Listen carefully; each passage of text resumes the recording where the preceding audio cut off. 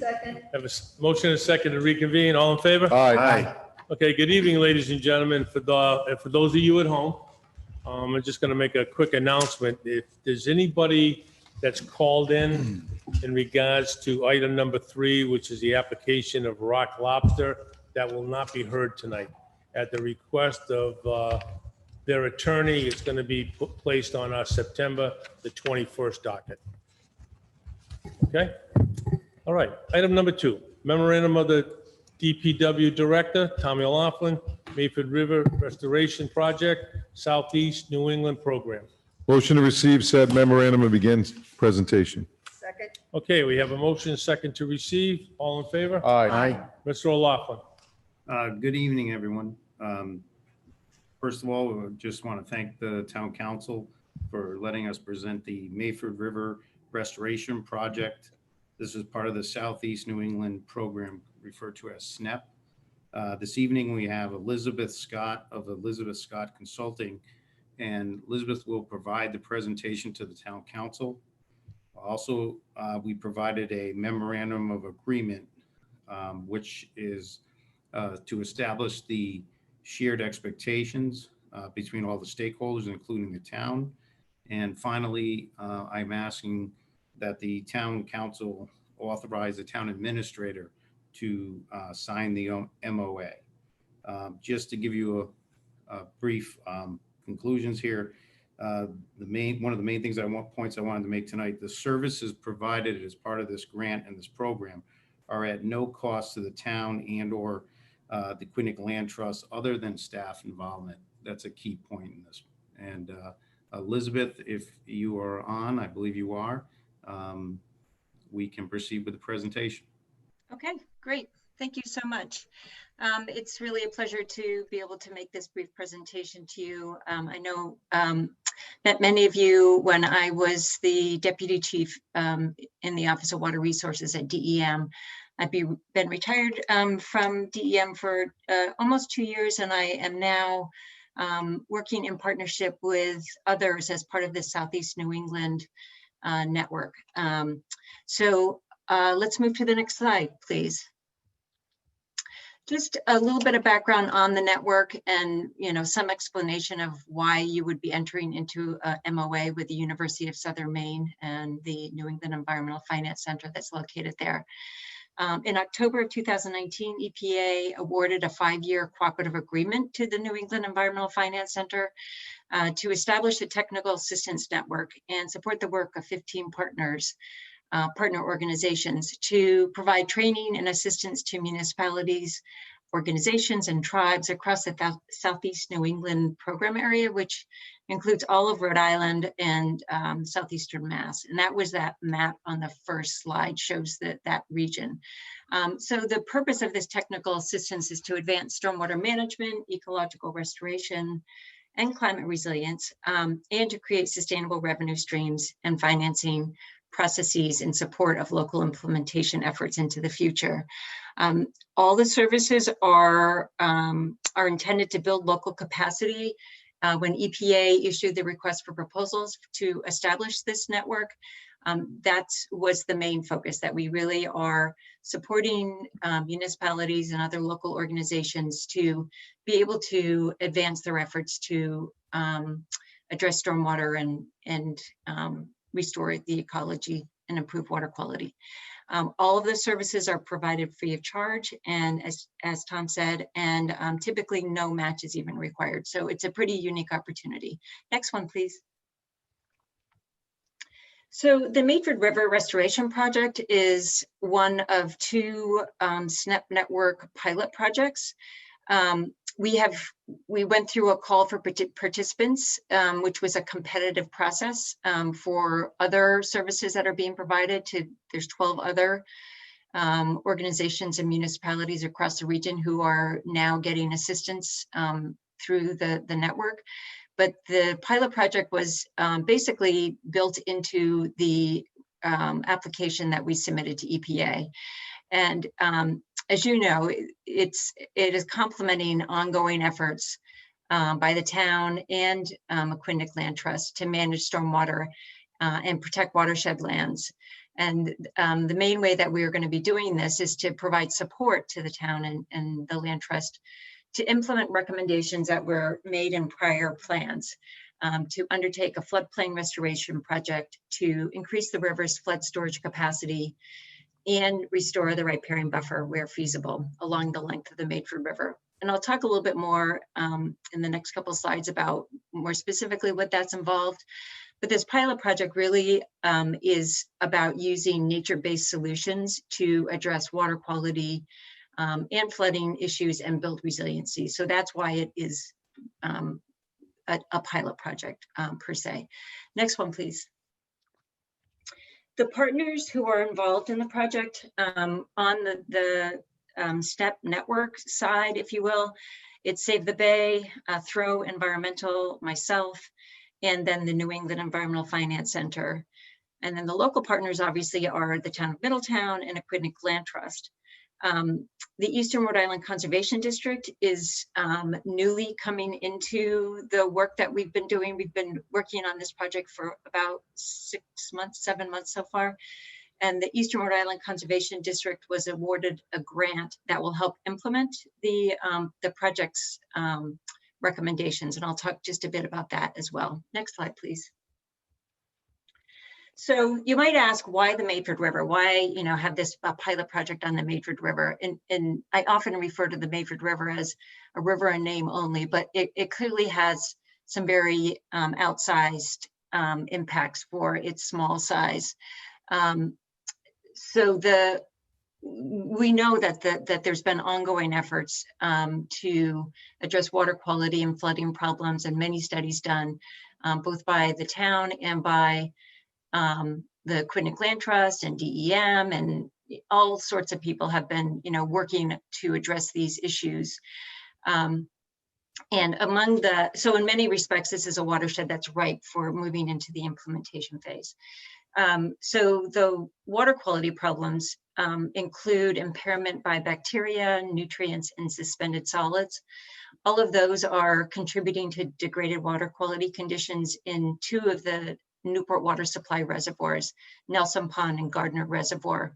And in particular, the high nutrient concentrations contribute to that cyanobacteria problem that is actually throughout the reservoir system. It also is these water quality problems as they flow out beyond the reservoirs, the bypass, the diversion into the reservoirs.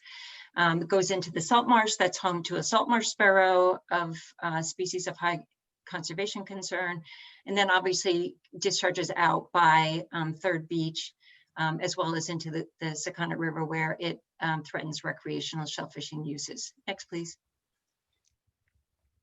The flooding problems are probably much more tangible than some of the water quality issues. The right side of this slide shows an excerpt from the town's flood hazard mapping, showing the flood zones in the vicinity of Medford River and Berkeley Avenue. The project area is inclusive of that flood zone. As you all know, Medford River and its floodplain has been heavily encroached upon over the years. And when I say years, I'm talking about decades and even 100+ years. Its channel has been straightened and buildings constructed in close proximity to the river in various locations. And so there are problems of frequent flooding, of local roads. Mentioned Berkeley Avenue has to be closed several times a year to traffic. It floods lawns and farm fields. Obviously, with that comes public safety hazards, damage to private property, and it also contributes to water quality problems, those that I described earlier. So addressing the flooding problems also has multiple benefits from a water quality and public safety perspective as well. Next, please. So the flood mitigation component of this project entails evaluating alternatives to increase the river's flood storage capacity, again, using nature-based solutions. So we've been able to gain the consent of 3 property owners on the west side of Berkeley Avenue to allow for this next stage of investigation, if you will, of what the alternatives would look like. All three alternatives that we're looking at would entail replacing the culvert on Whitehall Road, which is also referred to as Berkeley Avenue Extension, and lowering the channel elevation of the river, both up and downstream of that culvert, basically matching grades of the replaced culvert.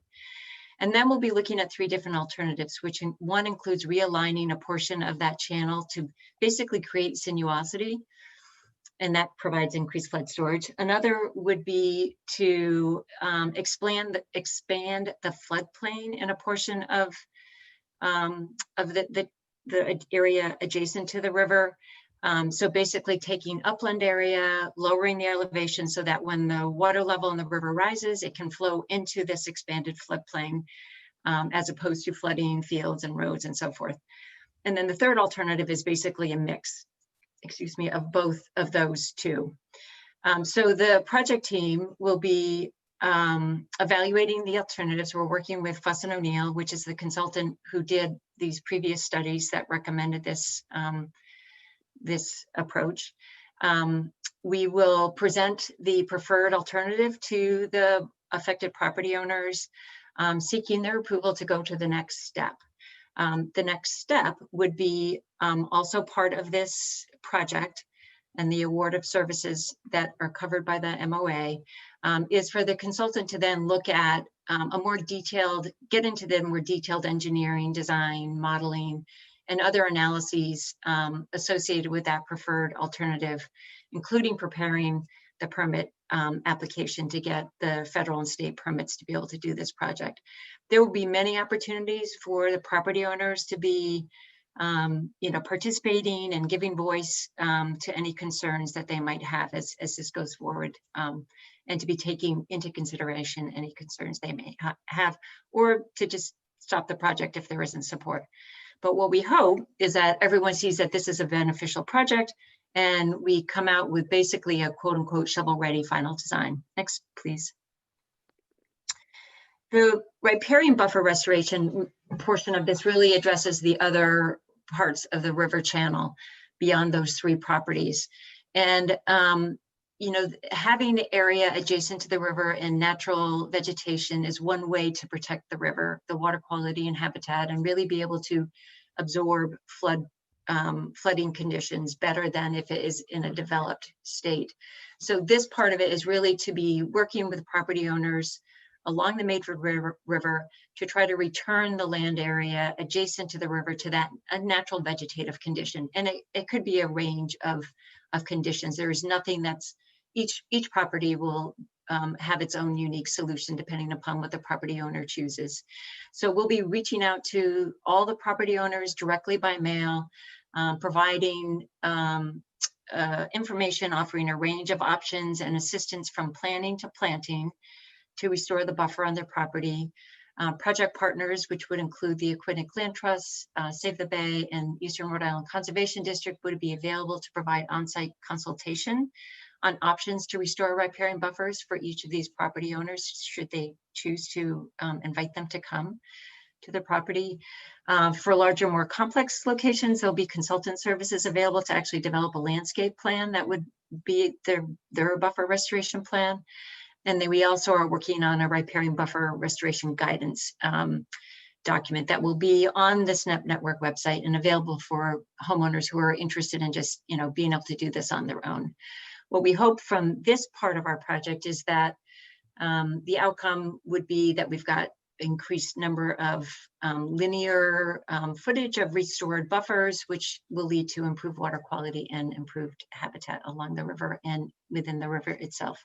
Next one, please. So I mentioned that there is some funding available to actually implement the recommendations or the activities that will come out of this phase of the project. It was recently announced that a regional conservation partnership program grant was issued to the Rhode Island State Conservation Committee to make funds available for the Eastern Rhode Island Conservation District to support implementation of these Medford River restoration activities. There is about $1,070,000 that would be available for these, the Mayford River restoration activities. 500,000 of those would come from a match that's being provided by the Rhode Island Department of Transportation as part of a consent decree that they have with EPA to address non-compliance with their MS4 permit. They basically are able to provide match for these kinds of beneficial projects and get credit for it under their consent decree. The rest of the money comes from the Natural Resources Conservation Service, an arm of USDA. So that's money that is in place, available to be used for implementation. Additionally, the SNAP network partners will provide support in identifying other funding and financing options should that be necessary. We will have cost figures at the outcome, one of the outcomes of the engineering work that Fuss and O'Neill is doing. We'll have a cost estimate. Next, please. So the memorandum of agreement that the town council is being requested to authorize town administrator Sean Brown to sign basically details the scope of work for this project, the timeline and expectations of all the project partners.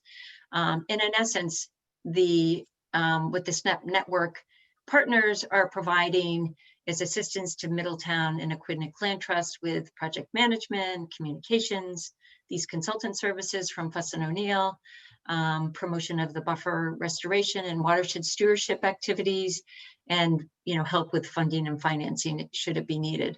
On the Middletown and Aquidneck Land Trust side, it's really designating points of contact, being active participants in all aspects of the project, reviewing deliverables that are created by the network partners as well as the consultants, and basically being part of this team that's advancing this project.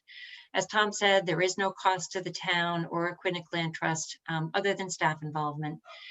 So it really is it's a win-win opportunity for the town. And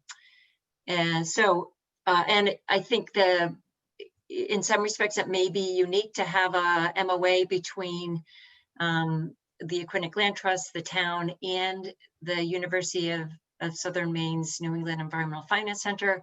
But in many respects, it's a follow-on to the great cooperative relationship between the town and the land trust. And this is just one more, manifestation of that great working relationship and cooperation that you have. Next, please. So I'll just close with this. If you're interested in learning more about the SNAP network, again, it's a 5-year program. There are other opportunities potentially for the town to take advantage of. You can either email me with questions. You can go to the SNAP network website, which is there. There's also a Mayford River Pilot Project website there. There's a couple fact sheets that you can look at. But with that, I'm happy to take any questions if there's still time. Thank you, Elizabeth. I got just a couple that I'm going to turn it out to my other colleagues. Very quickly, will there be any documented observations as you go along of the properties that border this restoration effort? And I'm thinking more aligned to septic or leach field, any potential issues? No. Okay. No, it will be any investigation will be around understanding the area where, if there's a river realignment, understanding that land, what kind of soil there is, what's the vegetation. We have to map the wetlands, any wetlands that are on the property. So it's really all about understanding what that land is from the perspective of it being a potential location for the realigned channel or for the expanded floodplain. So there will be nothing related to other observations that will be documented. No. Okay, thank you. Any council like to ask any questions? Vice President. Thank you, Tom and Elizabeth. So yeah, I mean, I I think we're all in favor of improved water quality. I do believe, as you said, it's a win-win opportunity for everybody involved, the partnership with the town, the land trust, and certainly the residents, which is great. I think that, some of the points you brought up, Elizabeth, about, enhancing some of the natural habitat to absorb some of the water, certainly that will help. I think the ongoing assistance to farmers to install best management practices to reduce, identified water quality impacts. I know I went to a meeting about 5 or 6 years ago at the vineyard up here, and they had farmers from all over that came, and it was kind of news to them, and some were worried, and how much it was going to cost and all that stuff. So, and I know something's going on over here at Hugendorns where that major problem is on that bottom lot. That's where most of the issue is. But I look at that and I think that's all good, but it seems to me the issue I have with it, this isn't certainly directed towards you. I think what you guys are going to do is great. But this has been going on for 40 years and nobody can solve this. I've been saying all along, I remember when I was a kid that Public Works would put a bulldozer in the brook. And I know that's very frowned upon nowadays because God forbid if a drop of oil gets in there, rent a new machine that doesn't leak, and they would clean it out. If you drive by, you go down Berkeley Avenue and you make the bend there just before Whitehall traveling south, you can see how much silt is built up there. Of course, the water can't go anywhere but into the road. So I don't really see a lot of development on top of the brook or near it. What I see is nobody can solve this after 40 years. And I guess I'm trying to be a little bit humorous about it, but why don't we just clean the brook? I mean, just give it a try. And I think you might be surprised what happens. And I know there's more to it than just cleaning the brook. I get that part of it. I attended a workshop in 2002 in this very council chambers, and there was biologists there from the University of Rhode Island. And I brought that up to him and he said, well, we got a concentration, this is a true story, of the northern leopard bullfrog over here. So we got to kind of go around those types of things. And I'm sure there's habitat like that's there, but I think it's great what you're doing. I just get a little frustrated that it's been going on 40 years, study after study after study after study, and we still have the same problem. So my recommendation remains firm, clean the brook, and let's see what happens. And along with the other things that are going on with the enhanced natural habitat, with the assistance with the farmers, and just one more point that I'd like to bring up. A lot of the majority of this water that goes down the brook, I'm sure it goes out to the ocean, but a good majority of it also goes to the two ponds, the drinking water ponds that the city of Newport owns. Why aren't they a partner here? It benefits them. I know it benefits our residents, but our residents pay for that. And there's a whole nother dynamic going on here, Elizabeth, that, it's like pulling teeth with Newport to get them to do anything with water lines, improve water lines, replace water lines. So I just want to know, why aren't they a partner if they're benefiting here? Well, just to respond to a couple of things there. So cleaning And I'm sorry I'm all over the map on you. That's okay. The quote unquote cleaning the brook, getting a bulldozer in there basically is not prohibited under law, Clean Water Act or Freshwater Wetlands Act. So the solutions that we are proposing, in essence, will get a bulldozer out there. There's no question about that. It will just be done in a way that is environmentally sustainable and meets all requirements of the Clean Water Act and state, all state and federal rules and regulations. So it is, as I said, using nature-based solutions to address this issue. And then in terms of the Newport Water Department, they certainly are a partner, will be a partner going forward. But at this point, while we are in a very much of an investigative phase with the property owners, all of the work is entirely within the town of Middletown. And so it's, you know, it's really a phased effort. So this phase really entails, you know, working with the people who are the stakeholders, and that's the town of Middletown, the Aquinic Land Trust, and the property owners who have property along the river. So Yeah. that's where we're going, step by step. I appreciate that response, and I'll end with this, and I know we will respectfully disagree on this, but when they used to put the bulldozer in and clean, it used to work. It was the only thing that worked. And I know there's different ways to look at it, and, you know, maybe we need to, it seems like the more advanced we become, the more it takes to try and get stuff done, when the old timers had some pretty simple solutions that worked, you know. So I get the environmental piece of it, but thank you for tonight. Nice presentation. I appreciate the work you guys are doing at no cost to the town of Middleton. Okay, anyone else? Council Santos? Good evening. Terrific presentation. One thing I would like, if you ever do another presentation to the town, I wish you had the pages numbered so that what I'm going to refer to, I could also refer to the page number. I'm going to email you tomorrow.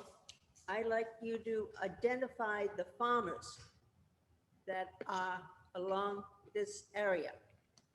Our farms have been dwindling. They've more or less disappeared, with the exception of the nurseries and a few other farmers that are still in town.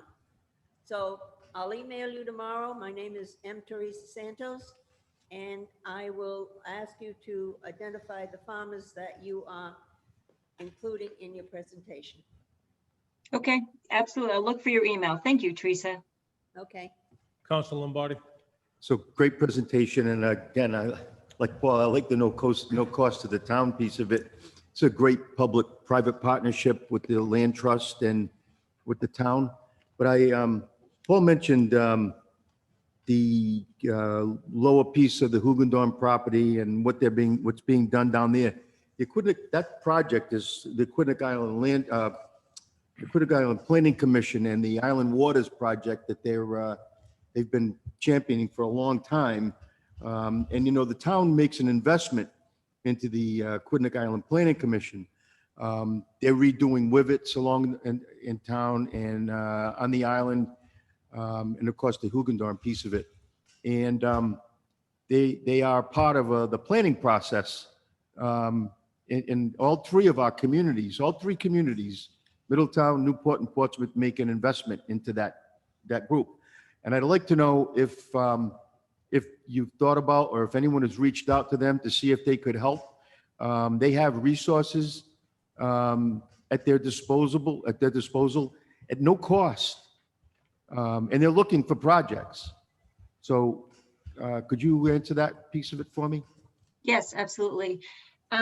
So we did meet with the Aquinic Island Planning Commission folks early on, and actually before we, I think it was when we were writing the grant application maybe for this EPA grant. At the time, there wasn't a specific role for them, but I think I've worked with Allison and others at the Aquinic Planning Commission. I absolutely agree. They are wonderful assets and resources, certainly for all the island communities. So I'm happy to reach out to Allison or whoever is the new executive director for the Aquinic Island Planning Commission. Just let them know what we're up to. You know, we've been trying to, in some respects, keep our project team somewhat, you know, small. So it's just a manageable group of people that we're trying to convene and move this thing forward. But I think as we begin to now moving more into looking at alternatives and presenting those to a broader group of people, they certainly have a role to play and have been a key player with respect to the Island Waters Initiative that they were funded on. And so I will reach out to them. Thank you. And would you please include me in any correspondence you have with them? I sit on the, as the council representative to the AIPC. So please keep me in the loop and reach out if you need anything. But Can you send me your email? Can you send me your email address so I have it? sure, I can tell you it's hlombardi@middletownri.com. Okay. And again, they're a great resource if nothing else. So thank Yep, you so much I for a great agree. presentation. Oh, you're welcome. My pleasure. Council Flynn. Thank you, Mr. President. And again, thank you. This is a pretty unique and exciting project. I love the nature helping nature aspect of it. It's sort of like if you've got a water problem of too much water on your property, you can put in water gardens. It reminds me along those lines. I have a couple of questions. So I'm looking at the memorandum of understanding, and it says that you'll be finished in September of 2021. Well, that is a hope. Obviously, we're in a COVID time. And so there That's may a be a translation into that. We had to put some timeframes in there, and in the ideal world, this is, we'd like to be able to like get to the end by then, but if it takes longer, it takes longer. So you're not going to get to that date, not be finished and just go away. no. Okay. No. We're committed to seeing this project over the finish line. Okay, so the memorandum of understanding, it's the investigative stage you mentioned. So that soft completion time, that is simply to come up with a plan. That's not to actually do the mitigations. Is that true? Correct. Okay. What we would have as a final product from the flood mitigation piece of the project would be a permit application that is ready to be submitted to DEM. Okay, so as a pilot program, another buzz term that you used, it's not been done before in this manner. Don't know if the mitigations will actually work with the situation that we have here on the Medford River, correct? So the thing that makes it a pilot is this whole approach that we're going at this through in a voluntary cooperative manner. In the past, when there was a public works project, infrastructure improvements and so forth, it was, done through an eminent domain kind of process, right? I mean, it just the state or the town would identify, we need a road here, we need this, sewer line here, or, whatever, and they would just do it. So this is really, we've reached out to the property owners to tell them, what we're hoping to do, to seek their consent to be able to, begin the process of just evaluating our options. And then we'll go back to them and we'll talk about the process, what we've gone through and what we found. There'll be modeling to be able to look at the flood mitigation benefits.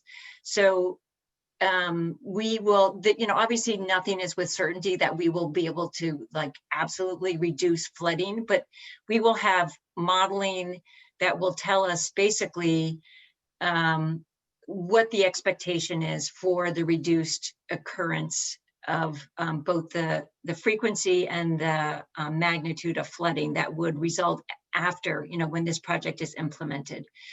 And, we can't necessarily model the water quality benefits, but we know that there will be water quality benefits from not having this water wash across soil that is not, stabilized. And, there's a lot, as you observed yourself, I'm sure, there's a lot of suspended solids carrying tons of nutrients that with each storm, that's the major, way that these nutrients and sediments make their way into the river and into the reservoirs and so forth. So it's a pilot in terms of the overall approach that we're taking, not so much about what these solutions are. I mean, there's nothing rocket science about the nature-based solutions that we're applying. They've been done, certainly in other areas of the country, just not so much in Rhode Island. Okay, thank you. So as you're approaching these property owners throughout the project, is it an all in or none that you could actually proceed with the project? Because you couldn't, along the line of the area that you're looking at, have 3 out of 4 allow you to do what you need to do, and then the 4th one would be a missing piece. Well, so it has been, yeah, so it has been, you know, an iterative and adaptive approach from the beginning. So initially, when we reached out to property owners on this flood mitigation component, we also reached out to, and when I say we, I'm talking about the Aquinic Land Trust, reached out to property owners on the east side of Berkeley Avenue and the east side of, you know, which is on the east side of Mayford River, because Mayford crosses under just below Hugendorn. And they declined to participate in this project. So initially, the design that Fuss and O'Neill had put forward in one of the prior plans would have had some meanders that would have happened on those properties on the east side. So, you know, we're adapting. So we're saying, okay, they don't want to be part of it. We've got interest on the part of 3 others. Let's see what we can do here. And we'll see whether it's possible for one of them to say, no, I'm not interested, and still have a viable project with 2 other property owners. But that's something that, you know, until we go through the analysis and kind of see how it all fits together, we won't really know the answer to that. So, but it is, you know, it is an adaptive approach that's being followed here. Okay, no, I appreciate that bigger picture. And, you know, I'm not sure if that's something the town could help in down the line, or staff, but, you know, it's just good to know that you're kind of feeling your way through all angles. So the on page 5 of the memorandum of agreement, I think you've outlined what the expectations are from Middletown, the land trust. And, you know, I know there's no cost, but there's sort of a backdoor cost in staff time. And I was just wondering if you had a sense as to what amount of time this that you've outlined in the memorandum of agreement would entail. So certainly, Tom, feel free to chime in, since you've been, you know, attending meetings as we've had them. But we have project team meetings as we need them.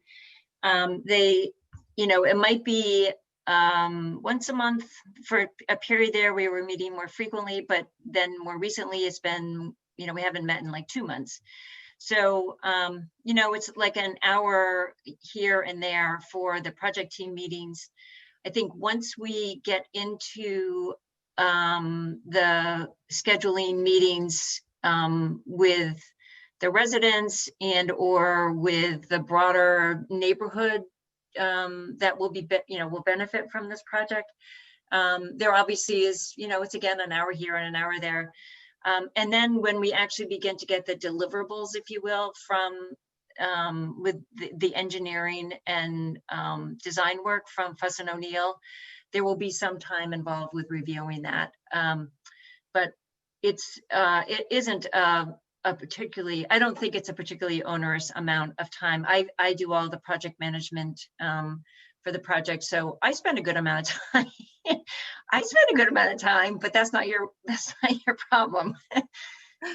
Okay, thank you very much, Elizabeth. I appreciate that. I look forward to the updates. Thank you. Thank you. Anyone else? Okay, just a couple comments, then I'm gonna make a motion.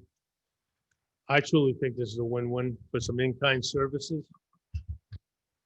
No cost to the town. You know, we're finding ourselves in a position where we're gonna use some natural solutions, and I think, to me, I think that's a great win as well. Some nature solutions that are natural, and it's going to help us protect our water quality, not only for today, but going forward. Having said that, I'm going to make a motion to authorize our town administrator to execute any of the MOAs in conjunction with this project. Second. Have a motion second. Any further conversation? Hearing none. All in favor? Aye. Bye. Thank you, Tom. Thank you, Elizabeth. Thank you, Elizabeth, Tom. Thank you so much. Have a great evening. Look forward to giving you updates in the future. Thank you. Thank you. Thanks. Motion to act as a Board of License Commission. Second, Okay, we have a motion and second to act as a Board of License Commission. All in favor? Aye. Okay, item number 3, advertise, the butters notified, application of Rock Lobster, 69 LLC, DBA Rock Lobster, 59 Quinnick Avenue, for a license, a Class BV liquor license to be used at the same premise. This is new. Motion to continue this item to the September 21st, 2020 regular meeting of the council at the request of the applicant's attorney. Second, Motion and second. Any conversation? Mr. President, Council Lombardi. question for the solicitor? Peter? Yes. Without getting into specifics, we have been flooded with a bunch of information regarding this application. Put it that way, be tactful. I want to know, at some point, can you give us an opinion, an advisory opinion on what we can use and what we cannot use? What is public record and what is not public record? When it comes to an application or an applicant, so we can make an informed decision on whether or not we want to approve this license? I will be happy to provide you with advice on that, as well as the standards of review for the application at the time that you actually hold the public hearing. Thank you. Council Santos. I want to add to that, Mr. Lombardi, would you only be interested if they were applying for a liquor license and nothing else? I think the focus on this is the liquor license. So yes, that's what I'm interested in, to be honest with you. So if someone's making an application on a liquor license, it would be for the town solicitor to give us an opinion on that, or what we can use and what we can't use. Correct. Thank you. Thank you. We have a motion, it's been seconded, to continue to the September 21, 2020 regular meeting. All in favor? Aye. Motion to reconvene as the town council. Second, The motion is second to reconvene. All in favor? All Aye. right. Motion to approve the consent calendar minus items number 6, 8, 9, 10, 11, 13, 24. repeat, please. 6, 8, 9, 10, 11, 13, and 24. And I'd like to add to that 20, 21, and 22.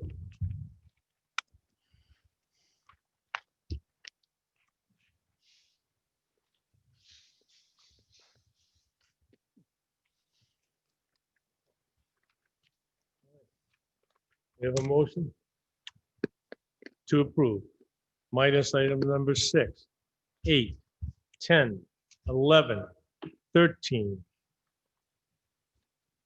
20, 21, 22, And 9. 24, And and 9, and 9. Is there any other ones? Hearing none. All in favor? Aye. Aye.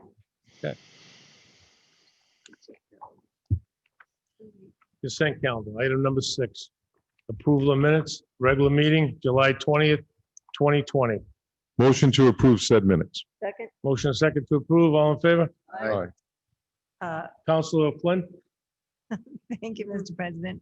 So, in the very last section about the senior housing, when it says the consensus of the council to have the town administrator contact the architect to present a 2-story drawing of the facility, I think that what we consented to was to get a 3-dimensional drawing and a 3-story building if it could look amenable.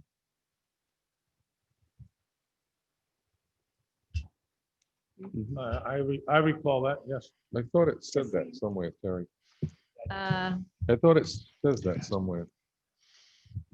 The line is on the last What page. page, which one are you on?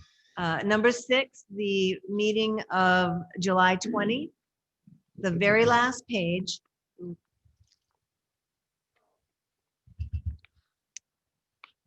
One, two, three. 4th paragraph up from the clerk's signature. It was the consensus of. Mhm.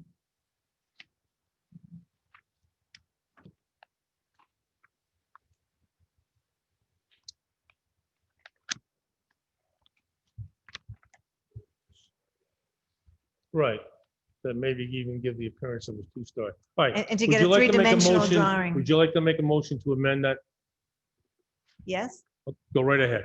I'd like to make a motion to amend the minutes to read, it was the consensus of the council to have the town administrator contact the architect to present a three-dimensional drawing of a three-story building. Do we have a second? Second. Yeah, I'll second. Okay. Any further conversation? Hearing none. All in favor? Aye. Opposed? Okay, amended. Item number 8, notification to abutters, short-term response report of expedited excavation and disposal response action, 375 West Utility Pole Installation Project, pole number 74, number 64, number 34, along Mitchell's Lane, and pole number 4 along Wappin Road, Middletown, Rhode Island, file number SR 19-1900. Motion to receive said notification. Second? Motion and second, all in favor? Aye. Okay, Counselor Flynn? Yes, thank you, Mr. President. We did just receive a lot more information on this one-page notification just this evening. So I will acknowledge that. And the reason that I pulled it off is because I know the zoning and planning board get applicants, abutters lists, and often an aerial map with the abutter list graphically indicated by an overlay of a circle that represents the 200-foot perimeter of whatever's being applied for. And, you know, many times applicants are just outside that 200-foot mark and they don't hear about what's going on. So I wanted to ask on the only map that's in here is this one that shows the whole line, but I wanted to see if I could get that information, even just by addresses of where the notice went to, which abutters got the notice, and maybe that graphic drawing, and to see if the council had an appetite when notifications come in, those two pieces of information, just the street addresses that the abutter notification actually went to, and that drawing, because I do get calls after the fact from people that say, hey, this, you know, I didn't get a notice, and you know, it turns out they're just not on the list, they're just close, they're not there. I think that would be a public service if it's in the docket. Okay, so noted, Madam Clerk. So noted. I don't know how we're gonna get all of that information, because a lot of times they just send us just a notice for us. Where So does by this the come time- from? That came from Tom. Tom was able to get that, so that came from Tom. So maybe when packages are being prepared, that's on the checklist. I know when you're on the planning board or zoning board, you get things Okay. like that.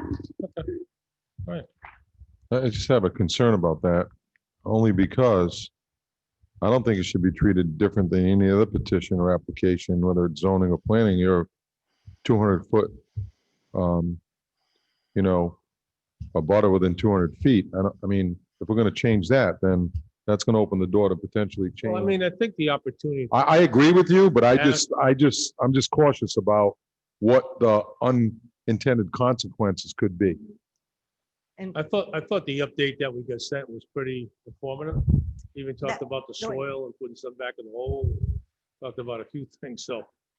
a lot of things, again, just got it tonight, but I'm more concerned about the neighbors in the area where work's being done that are outside the 200-foot. They're close, but they're not getting the notice.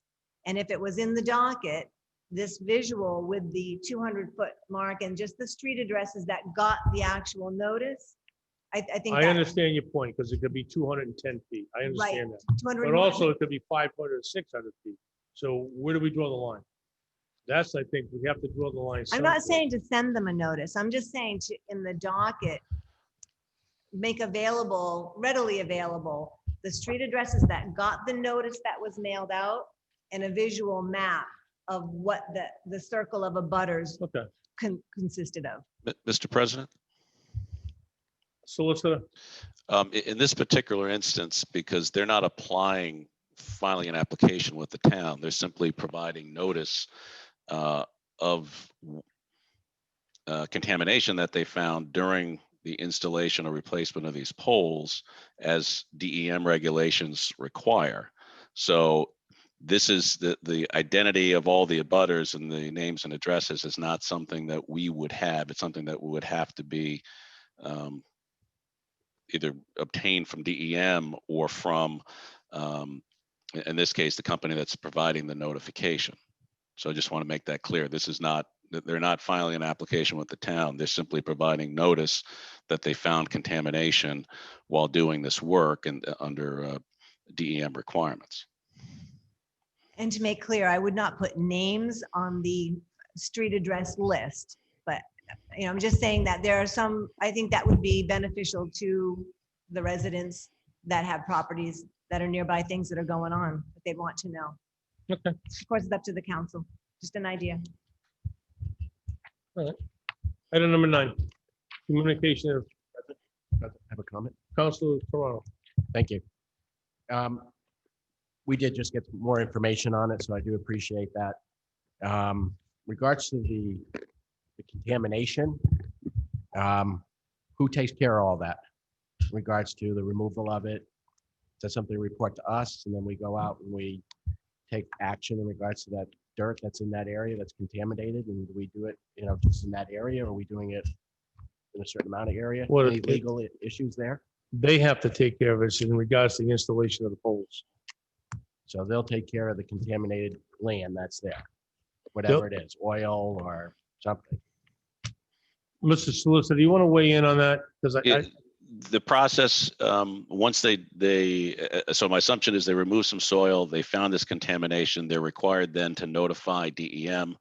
Under the DEM regulations, they're then required to notify the abutters. They will need to provide a proposed plan, what's called a remedial action work plan, to DEM for their review and approval. And then there'll be further notifications as to the work that's going to be done. And then they have to complete the plan to DEM satisfaction. So that's essentially the process.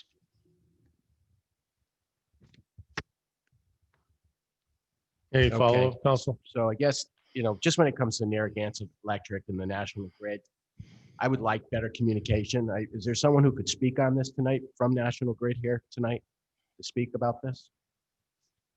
Unless somebody from National Grid called in, I don't believe so. Okay. Well, Roads and utilities. again, yeah, I see. Maybe Mr. O'Loughlin can speak about it. Mr. O'Loughlin, are you still on?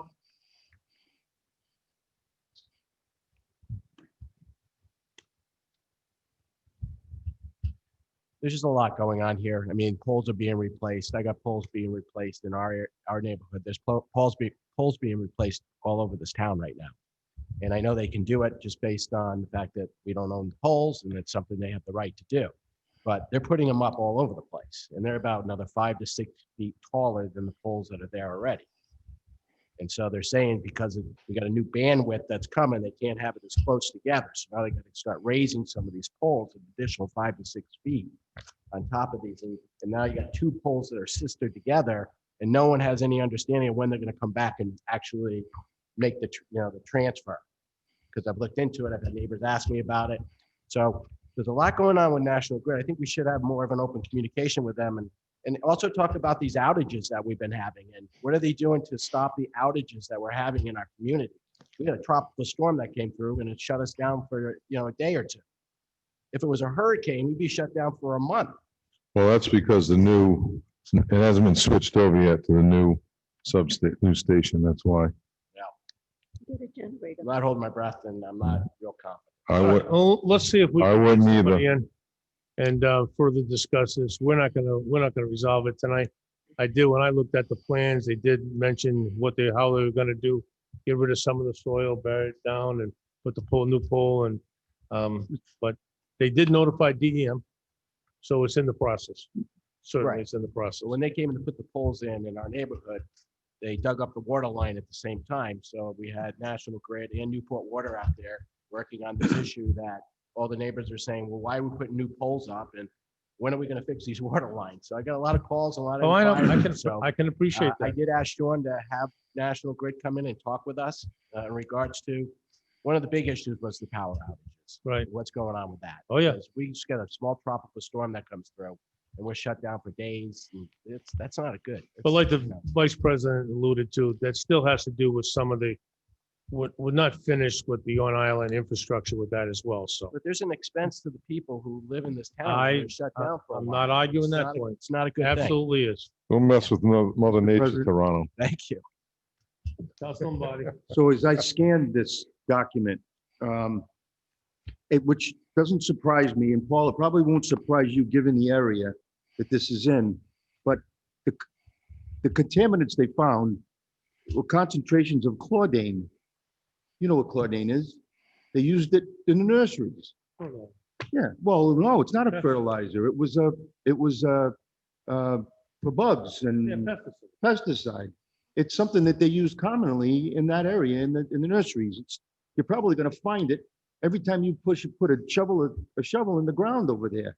No different than up in the valley here, where you found arsenic and other things, the contaminants that were used all over this island. But it's also, they talk about how they remediated it and how they 55-gallon drums, 750 pounds of excess soil was collected, contained within 2 properly labeled and sealed DOT 55-gallon drums. Look, I'm the last person going to stick up a national grid. You all know that. But if you read this and scan it a little bit, you're going to see that they talk about how they're remediating the problem. I don't know what's going on in other neighborhoods. I don't know what's going on up in your neighborhood, Dennis, as far as what you might find in the soil there, except maybe some seagull waste, you know? I mean, let's face it. I mean, let's be honest, okay? They didn't do any, farming No, up we got there. a lot of pipe breakages But- over there. I think they but the bottom contributed line is to a lot of that problems. this kind of contamination is being found all over the island. Yep. And if you go to another state like Massachusetts, it's not considered contamination because of the low levels that Rhode Island places on this stuff. Again, I'm not sticking up a national grid, but this is pretty detailed right in here, and if we want to bring them in, that's fine. But I mean, it was chlordane. I understand. I saw that was in there. My concern is that we have a lot going on with National Grid between the Atlantic Beach District, between the upgrading of the systems, Water, national stations grid. put everywhere, I know. telephone poles going up everywhere. Now we got contaminated dirt that they got to remove so they can put up more poles. It just goes on and on and on, and we have no say over it. They have DEM standards they have to follow. We don't. I consider we it a don't- monopoly. Yeah, Okay, it could that's all. be. It is a monopoly, but the bottom line is DEM has standards that they have to follow And to they get keep rid changing. of this. And they keep changing I'm them. They talking. lower them. All right, You're let's- interrupting me. I get that. I understand. Let's that. just Don't keep it- interrupt me. All I'm saying is that if they're not following the DEM standards, then that's DEM's problem. The town should bring it up. I get it. We have a responsibility to the citizens of this town. But I'm telling you that you go digging into anybody's backyard in this town where they did any kind of farming or nurseries, and you're going to get contaminated soil. I guarantee it. And what are we And- going to do? And Are I'm we in going to agree- stop building houses on this island? No, I'm in agreement with you on that. I was talking about National Grid, not the Well, builders. But is it above. turn out to be whose responsibility to get rid of that waste? Obviously. It says it's it na- right now- here, and they did Obviously, it. it's these guys this time. But as Paul just alluded to, is that the standards keep changing. And years ago, we used to put a crane in and clean out the river ourselves. But now we can't do that because there's so many rules and regulations, we can't touch it. So now we're tied because they put so many rules in place. We can't do what we used to do. And they keep telling us we can't do more and more, and they keep doing more and more. And it's just my opinion, Rick. It's a moving target like everything else lately. Okay, gentlemen, you ready to move on? We found this out Thank you. years ago. We bought the Valley property. Went into the Valley property, they tested the soil. Very simply stated, we could take the soil from the Valley, which we couldn't develop in town for the public. You could put it in a playground in Massachusetts and the kids could play there. Our standards are low. Yeah, our standard is 7 parts per million. In Massachusetts, 20 minutes up the road is 15 parts per million. Makes a big difference. Makes a big difference. Vermont is 3 parts per million. And I remember that meeting, Bob, because Oh, I said to the guy at GM, I said, so you mean to tell me how much dirt would it take for a child? Because we were talking about putting a playground down there, remember? 40 pounds. Down at the valley. 40 pounds of dirt for a child to eat, to be sick from the contamination down there. So I said, well, it's kind of silly, don't you think? You know, who's going to eat 40 pounds of dirt? And he said, well, I understand, but that's the standard. And I said, well, if we leased it to a farmer, he could grow crops on that produce that people could consume, but you can't run around play on it. And that's what I'm saying. This goes back to my whole Brook conversation. A lot of these things make no Let's not sense. go there again. I don't want to. I'm all brooked out, but You're all I just want to make that point that a lot of these things just don't make a lot of sense. Anyway, Okay, we're getting off let's track. move on. We're way off track here. All right, item number 9, communication of Barry Freeman, Executive Director, Bike Newport, reference appreciation for support. Motion to receive said communication. Second, All in favor? Aye. Councilor Toronto. Yeah, I was just reading this. I had put a request in. We heard from Barry. He had reached out to us, and it was an email to the council. And we had just had that bike accident out on the West Main Road. And we've got so many bikes that are all over this town, riding around. We got a big bike thing coming to town. We're going to discuss tonight on the docket. Mhm. And so I asked Barry to meet with us or meet with me to talk about bike safety and how we, what he would like to do and how we could help. I think the council actually responded and said, we'd like to take this to a council level. I think Councilman Lombardi jumped in and said, hey, I want to get involved on this. I think Sean wanted to get involved. So how do we schedule a meeting with Barry amongst the council? So we just ask him to come in and talk with Put a us? docket item requested. Okay, thank you. That's simple. Okay. Item number 10, communication of Mark Gorman, Board, Chairman of the Board, Lucy's Heart, appreciation for civic appropriations, and final report. Motion to receive said communication and report. second, Motion, second, all in favor? Aye. Councilor Flynn. Thank you, Mr. President. I just wanted to make sure that I understood, and I know we're going to talk about civic appropriations later tonight, but I just wanted to make sure I understood what we did during the budget season, because I was afraid that other applicants might be expecting monies.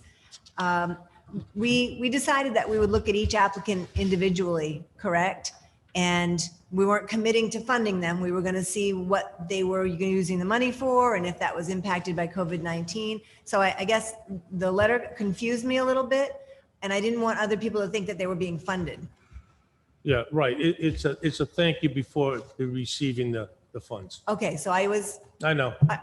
I was just as confused. so I guess But we knew better.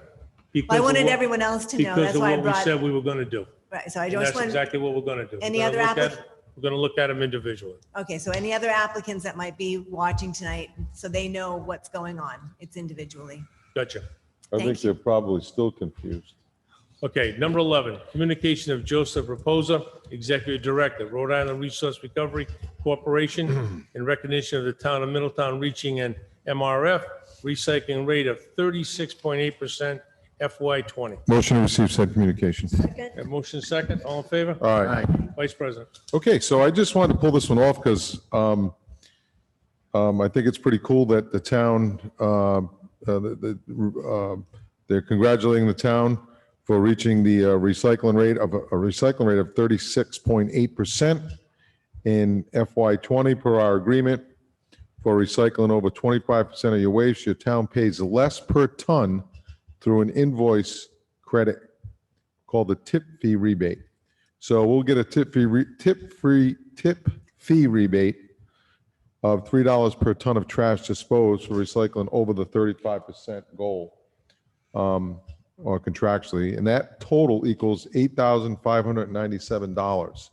So I think that's pretty good. I'd like to, obviously they'll credit us, but the reason I pulled that off because I just wanted to create and keep that awareness going of, we don't get dividends any longer. What we do get is a reduction on the tip fee in the form of a tip fee rebate. And, you get that every year, that 8,500 adds up, which could lead to maybe replacement of trash bins at no cost, replacement maybe lowering the fee, the user fee. It could be, used for a number of things as it adds up. So I just wanted to point that out and thank everybody and the residents. A great job. Let's just keep it rolling. Item number 13, resolution of the town of North Smithfield urging the continued appropriation of state and local revenues to support public education. Motion to receive said resolution. Second? Motion is second to receive. All in favor? Aye. Council Flynn. Thank you again, Mr. President. So I pulled this off because it regards education aid.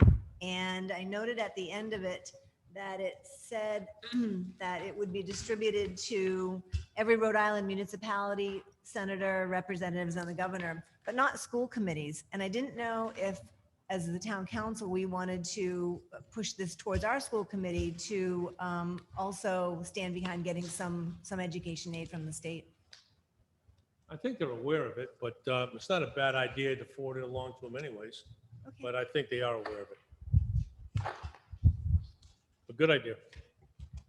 Item number 20, application of Xingjing Jing, DBA Charmin Nail and Spa, 957 West Main Road for renewal of Body Works establishment license for the 2020-2021 licensing year.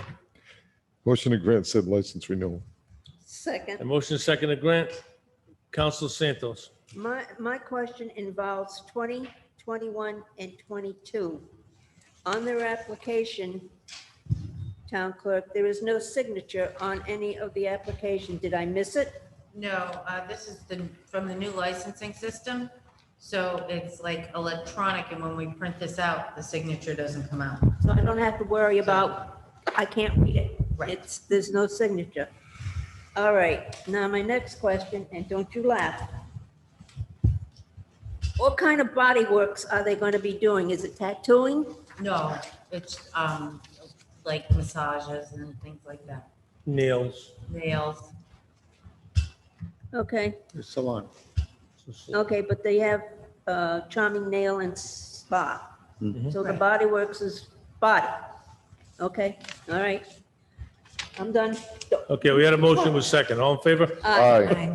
Item number 21, application of Jing Z Q Middletown for renewal of a Body Works personal license to be used at Charmin Nail and Spa, 957 West Main Road for 2020-21 licensing year. And I know why Council Santos, she's pulling these because of the pronouncing of the names. Go ahead. Motion to grant said license renewal. Second, Motion is second to grant. All in favor? Aye. What is your question in regards to them?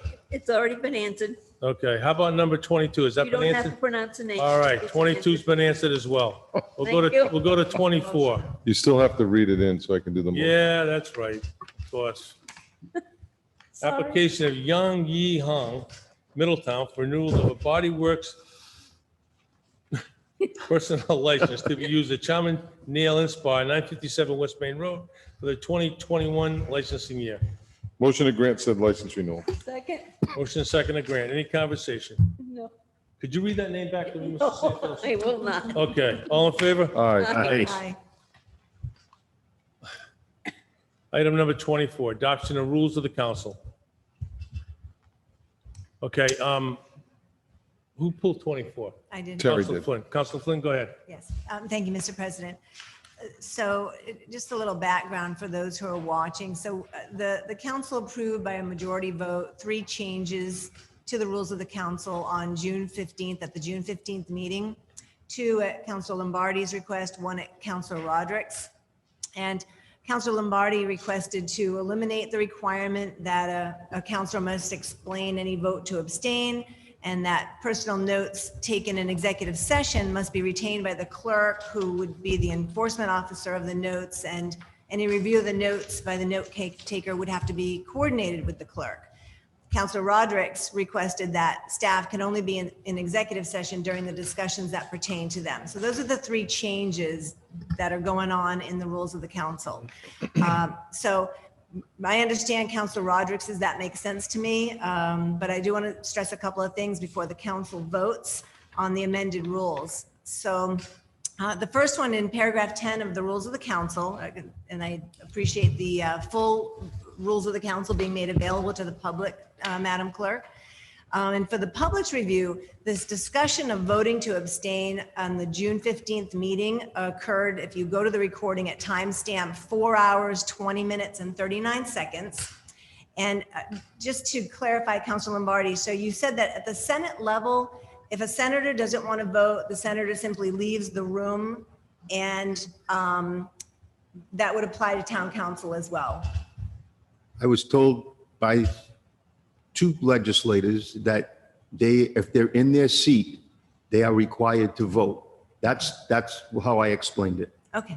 And they said to me, procedurally, if you feel like you couldn't support an issue, but you didn't want to have to vote on it, then they would leave the chamber. I mean, that's not part of the rules, but the rule is, and Senator Palmer and a state rep told me that if you're in your seat, you have to vote. Okay. Up or down.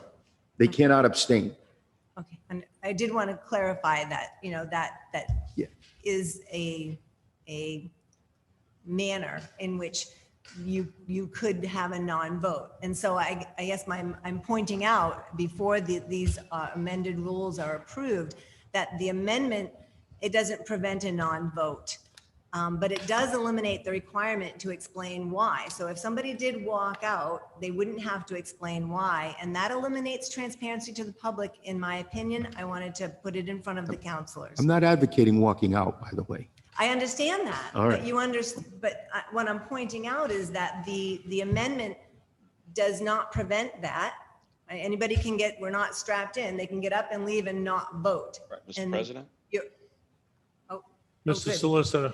Yeah, I don't read the proposed amendment to the rule to permit council members to get up and walk out as a means of a de facto abstention from voting. So I'm not sure what takes place up at the General Assembly, but I do not read the proposed change to the rules to permit, encourage, or allow that. I don't think it would imply that it's an abstention, Mr. Regan. I think I'm just noting and observing that it's a non-vote. I'm not saying it's an abstention. I'm just pointing. The language of the rule as proposed says that every member of the council present must vote on any question coming before it. I'm just putting my observations Right, forth. understood. And I just think- from our I'm putting mine out there as well. So. I just think Okay, thank personally, you. if you're here and you're part of the quorum, you should vote. Whether And- you have your vote in support of or in opposition to. But if you're here, I don't think you're doing your constituents due service by getting up and walking out of a room, because you don't want to take a stance on an issue. That is wrong, in my opinion. Well, as I explained on the 15th, that Robert's rules recognize abstentions as a type of vote. And if you feel you don't have enough information to make that vote, that is the proper vote. So, and But again, we I'm use just, Robert's rules just as a guide, I understand that. just as a guide. I understand that. So I'm reminding the counselors how this reads and the implications of it. That's all. So essentially, Understood. with that particular change, it's actually reduced transparency to the public, because it no longer requires an explanation that a counselor could walk out and leave and not vote. I'm just, I'm trying to protect our residents. And I'm trying to protect our residents too, because Okay. if you're here, believe me, I support should the vote. duty to vote, but there are times, and I explained it at the June 15th meeting, there are situations where, like at the end of a meeting, that was exactly the example I used. We were rushed. I wasn't comfortable with the information, so I voted no, and the proper vote would have been for Robert's rules to abstain. So I'll for move Robert's on. rules, again, I'm going to reiterate this. We only use it as a guide. It's I not our understand. Bible. It's part of our guide, along with the council's rules for the council procedures. It's only a guide for us.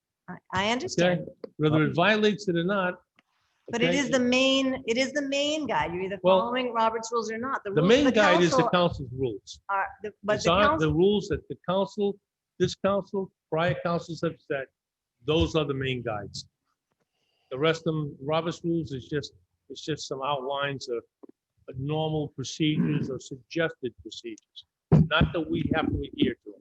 We do not have to adhere to them. well, I thought I heard Mr. Regan at our meeting, at that meeting on June 15th, actually describe it the other way, that we use Robert's rules, but the rules of the council can define what we don't want to follow, or if we want to follow something Okay, else. I think we both got our points across, our comments across, so let's move on. So on the second point to Councilor Lombardi's proposed change, and again, for the public's review, the discussion about the executive session personal notes are on the June 15th meeting recording at timestamp 3 hours, 47 minutes and 26 seconds. And now the motion for those changes were lumped together, the executive session notes and the staff who might be attending only being able to attend on the discussions that pertain to them. And I remember Councilor Rodriguez had preferred that they'd been separated, but they were one motion. And I want to remind, the council that at that June 15th meeting, Councilor Lombardi agreed that locking up the executive session notes doesn't help Middletown citizens. He had no suspicions of information sharing. He's aware the Attorney General handles these things. He did say his belief that the new rule would preserve the sanctity of the executive session. So as I see it, as I view, the write-up of what we received today as amendment, that the oath we took when we were elected preserves the sanctity of the executive session. Locking up notes does not prevent executive information from being shared. That new paragraph 34 does nothing to prevent anyone from talking or emailing or texting executive session information. The addition of that paragraph does make it difficult for elected officials to serve.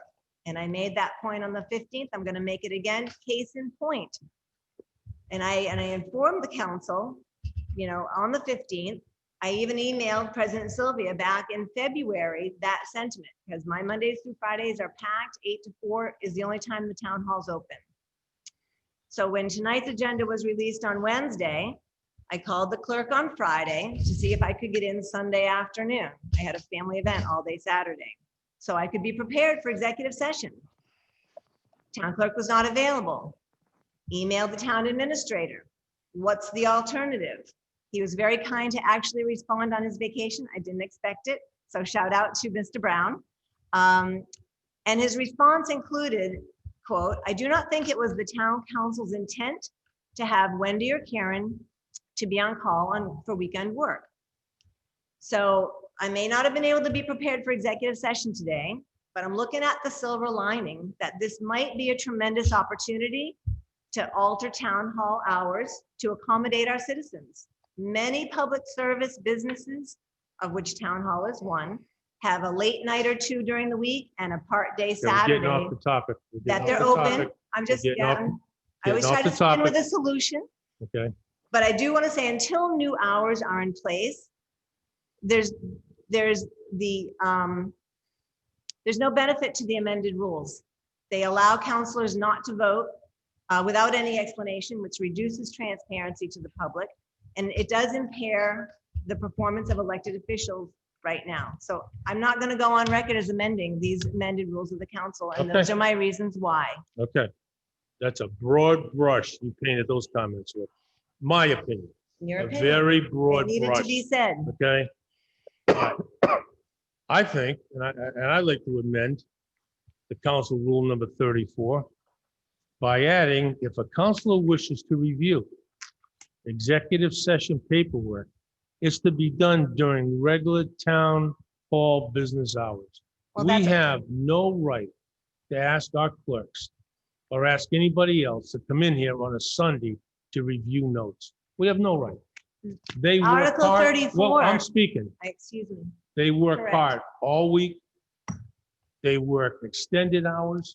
They're committed. It's a committed group of individuals. And to ask them to come in on a Sunday, I can't say it.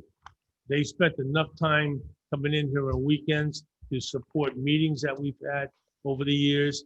And I just can't see it. I think it's not realistic. I think it's just because it works your schedule, maybe you should adjust your schedule to accommodate them a little bit too. So- Counselor Flynn, So, Mr. President, I absolutely agree with you. These staff work very hard. They should not come in on the weekend. This paragraph 34 is actually asking them to come in on the weekends. I don't read it like that. It says you To the can point only where see your obviously- notes to prepare for executive session during town hall hours. I don't think that's reasonable. I don't think it's duplicatable. Okay, A lot of people cannot do that. well, one at a time. Counselor Santos. Mrs. Flynn, I didn't hear the days that you actually could come in.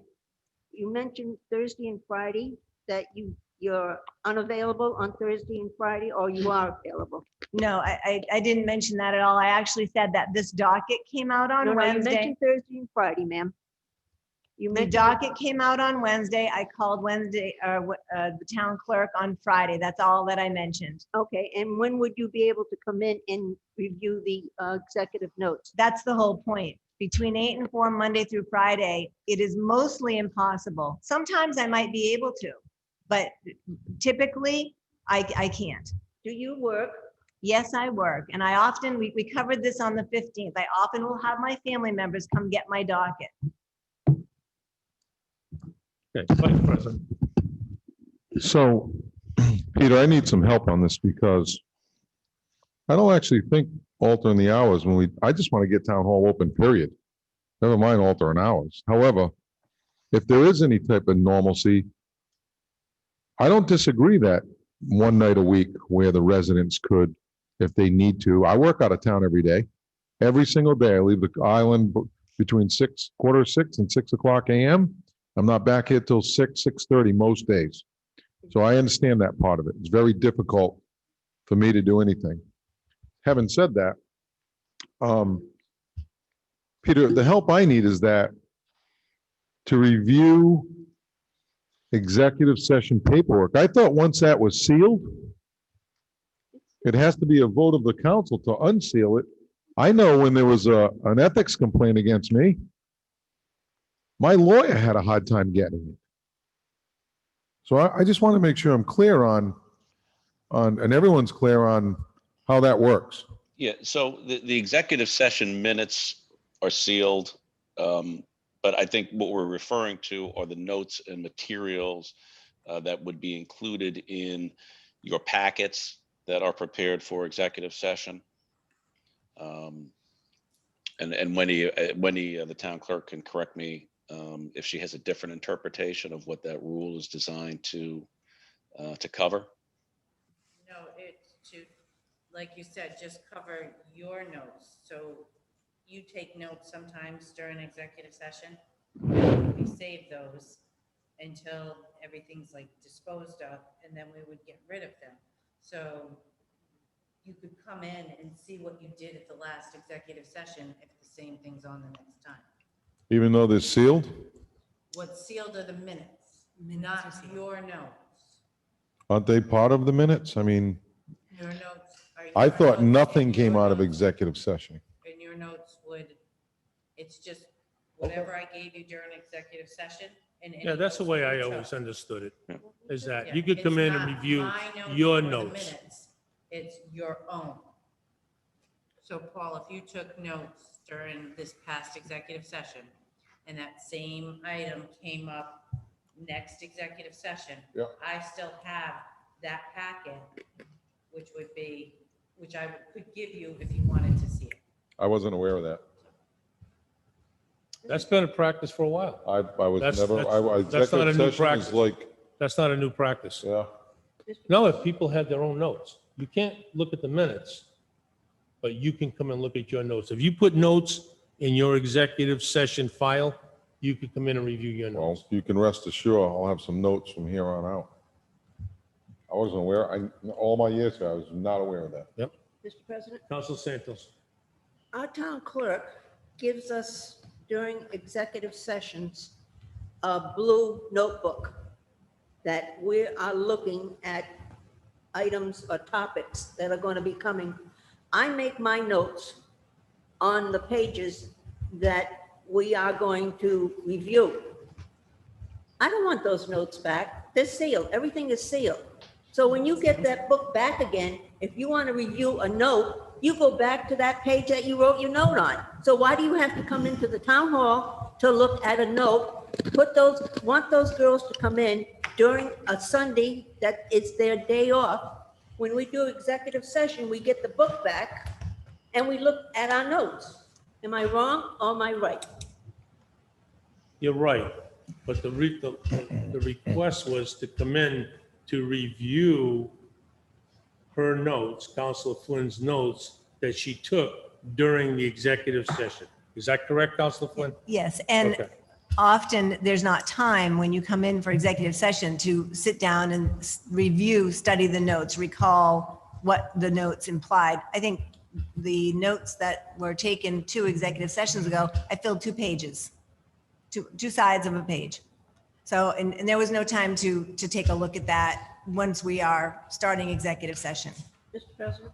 That's why you take notes, so you can review them and think about them and remind yourself to make a good decision, how to make a good decision given the information that you've jotted down.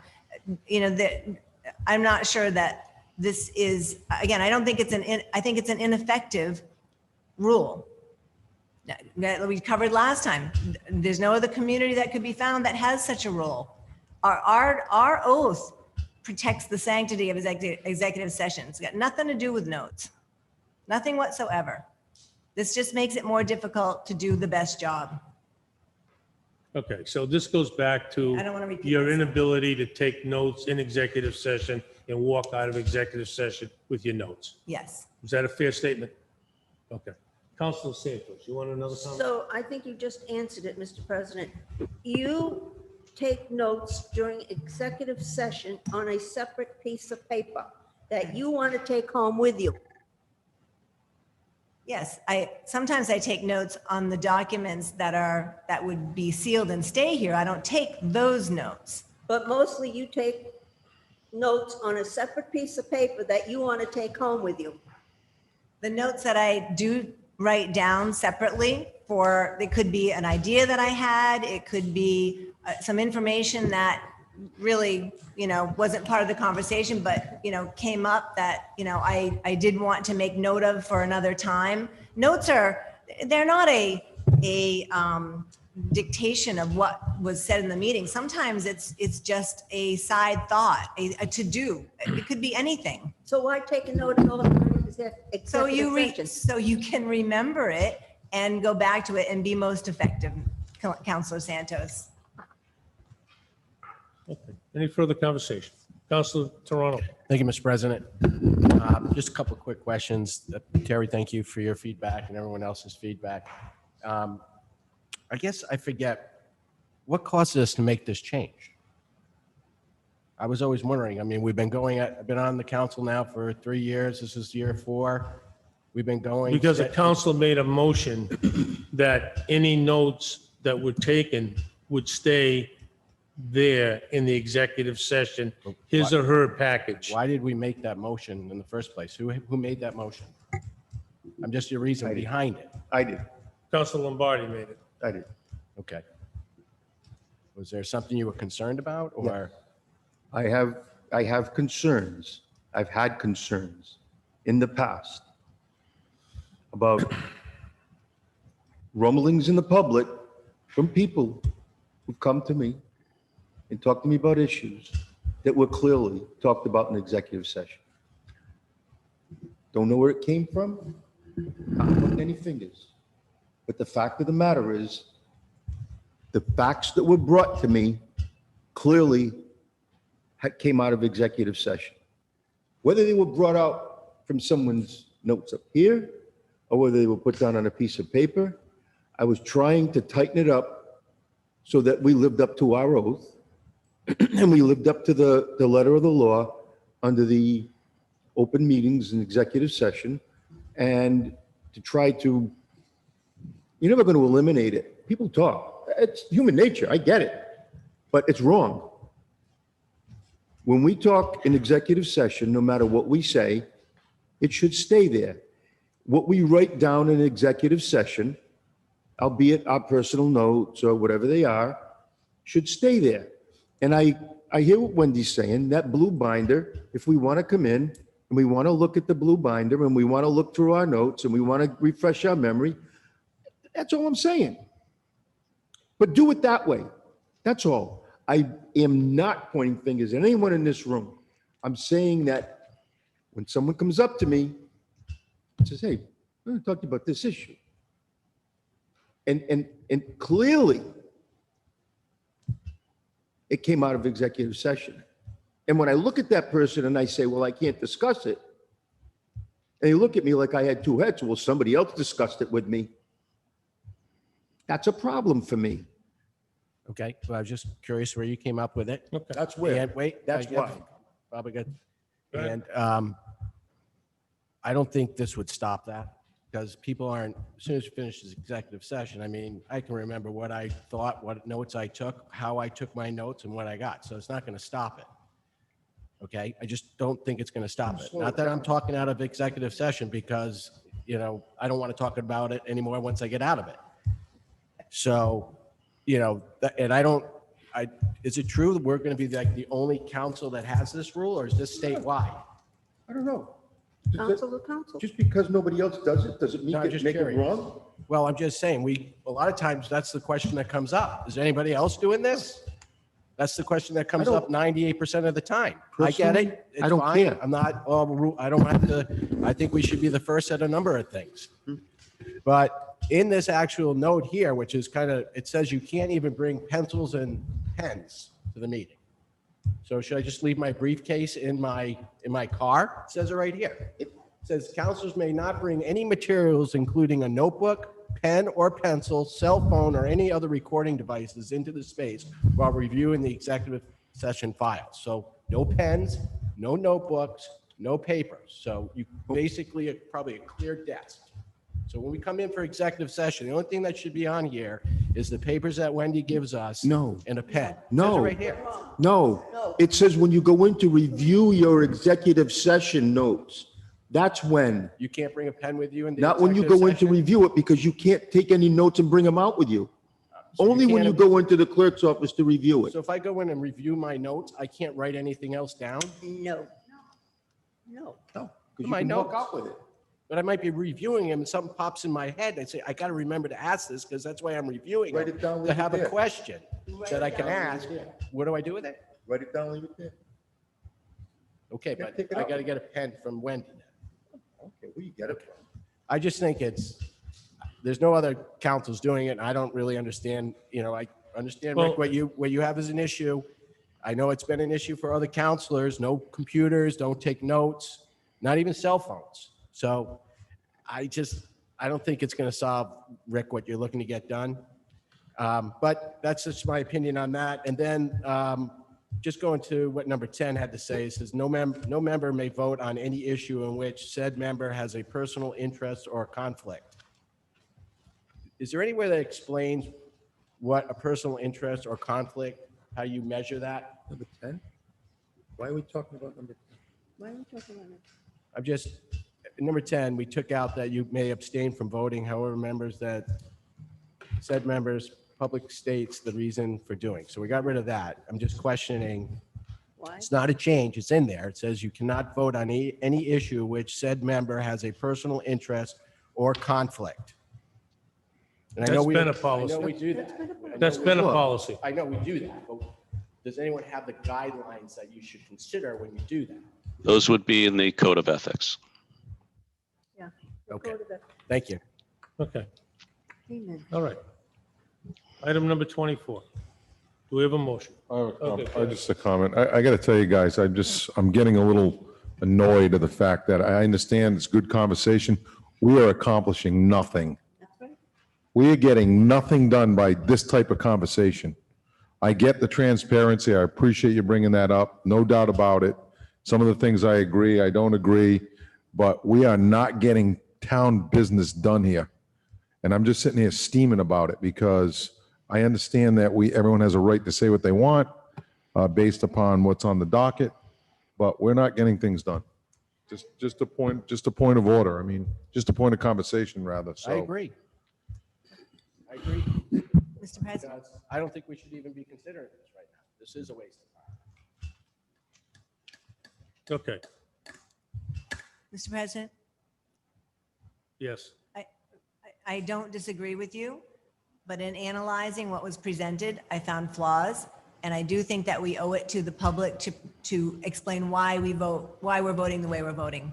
So that is why I understand. Okay. Understood. I understand. No, understood. You have every right to. It's just, We I all just find entitled it to our that, own opinions. I just okay? find it that we're just going off on, and We have we're a accomplishing nothing. PhD in that, okay?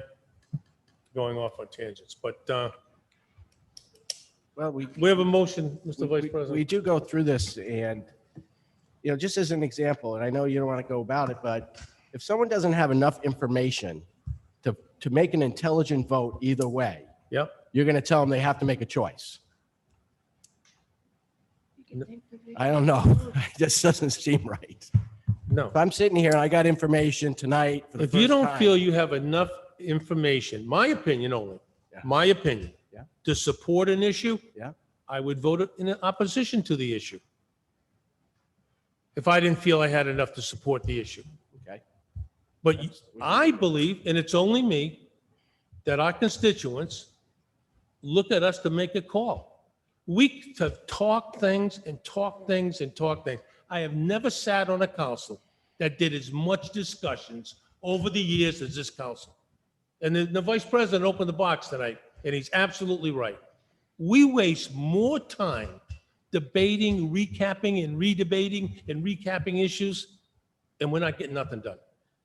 However, we have a motion. Well, being new on the council, there's a lot of questions that need to be asked. There So, certainly are. People There need to certainly learn. are. Most of us haven't been on the council as long as you have. Bob. No, And you so certainly get are. it. You got it. But I'm You've going been to tell doing you it for a something. long time. I make myself available to anybody all the time. And you know that, Councilor Toronto. You have any questions, you can ask me. You can ask any of the members of the staff. You can ask the vice president. You can ask anybody that spent any time. Yes. Could I add something? Councilor Von Villis. Yes, I would like to say that if I have any questions, and I frequently do, if I have any, no, and not frequently, but if I have any questions, I contact the person that will give me the answer. I contact Bob or I contact the town administrator, and I get my answers all the time. So I don't need to take up time here. I think Paul is right. We spin our wheels and waste a huge amount of time and get nothing done. Okay. Councilor Flynn. I would just say that some of the conversation is for the public to also know how what we're thinking, what the details are, and what the bases are. I would also say that anything well-researched would take a lot less time talking about. Okay, thank you. Okay, Mr. Vice President. I'd like to motion to amend Council Rule number 34 by adding that if a councilor wishes to review executive session paperwork, it's to be done during regular town business hours. Second. A motion is second. Any conversation? I Hearing will, none. I will, I would, just down the road, I would entertain hours being extended at some point when there's normalcy returned. Separate to the conversation. Separate conversation. Okay, but let's finish it out. We can finish it with the Yep. the same part of that motion. Okay. Go ahead. Paul? We have a motion and second. All in favor? Aye. Opposed? Aye. We have two oppositions, right? Yes. Okay. Motion to adopt said rules of the council as amended. Okay, we have a Second. motion second to adopt the rules of the council. Any further conversation? Any further recaps? All in favor? Aye. Opposed? Aye. Councilor Flynn and Councilor Toronto opposed. Okay, thank you. Licenses.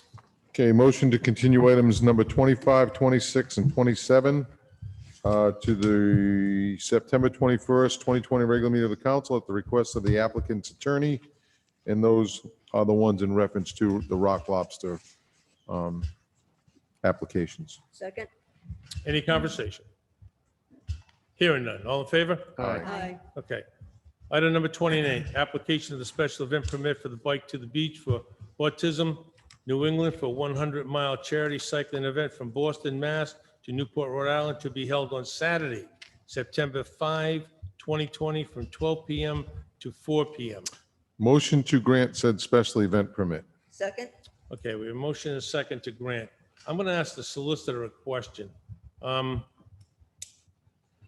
Peter, I understand that Newport hasn't okayed this. And what concerns me is, have they presented us, or have they presented the police, or have they presented the town administrator? Maybe Ron, who's filling in for Sean, can answer this question. And if the state won't approve a special permit for something like this, what kind of position does this put us in as a city or town? Peter? Well, first of all, I'm not sure what has been presented in terms of a plan. I would recommend that if the council does move to approve this, that it would be approved subject to approval of the event by the city of Newport, and approval of the or presentation of a plan and review by the staff, and subject to compliance with all state and Department of Health guidelines as far as the event is concerned. Because as you know, those guidelines and gathering numbers are a fluid situation these days. And so there are a number of overlapping regulations and guidelines that would need to be complied with beyond any approval by the town. I appreciate that feedback, because what bothers me is this. I mean, it's a great cause. It's a great cause. It attracts a lot of people. And I just don't want to find ourselves in a catch-22 here over this. I think I wouldn't have a problem with that if it was, I mean, the event's supposed to go off on Saturday, September the 5th. We're not going to meet again before that. Correct. And I'm not sure when Newport meets and if they're even going to approve this. I just think and I'm going to ask my other councilors to weigh in on this. I'm just a little reluctant right now without knowing. I know that the state doesn't or will not approve anything like this, and they're letting the individual cities and towns do it. But I'm just wondering if we should be approving something like that under the current state of emergency conditions that we're under. So that's kind of my feeling. Anybody want to make any comments? Question? Councilor Flynn? Thank you, Mr. President. So the application does have the opening Rhode Island for COVID-19 in the back. So It does. they've checked some boxes off. I guess my question, kind of per what you have stated, if we approve it, but it also has to be approved by the state, then the state will be the final authority as to whether or not they go forward. So my question is, does the state, Mr. Regan, need to approve this? Not that I'm aware of, though there are guidelines in terms of size of gatherings that they would have to comply with. I don't know if the applicant or someone from the applicant is here who might be able to provide some further information. Chief Kua, not to put you on the spot tonight, have you received any inquiries in regards to this? I have not received any correspondence or seen any safety plans. I mean, I know they presented the COVID plan. Okay, but who did they present that to, Wendy? Did they present it They just as sent it to part of the us. package? Right, as part of the package. Right, so we've sent it off, we've sent everything we're supposed to the police and to the fire marshal and the building official and to Sean. We don't have any of their feedback back, which we would normally have before we would put on, Right. but because of the time frame, we put it on without that feedback. Mr. President. Council Lombardi. So I think it would be prudent, in my opinion. I mean, they're coming down from Boston to Newport, which means they gotta go through Tiverton, Portsmouth, wherever, to get here. I don't know what Tiverton or Portsmouth has done, but I think Mr. Regan's suggestion is prudent that we approve it with the contingency that Newport approves it, and if they don't, then we don't approve it. It's that issue. But I think we should do it contingent on what happens with Newport. I don't know when they're meeting again.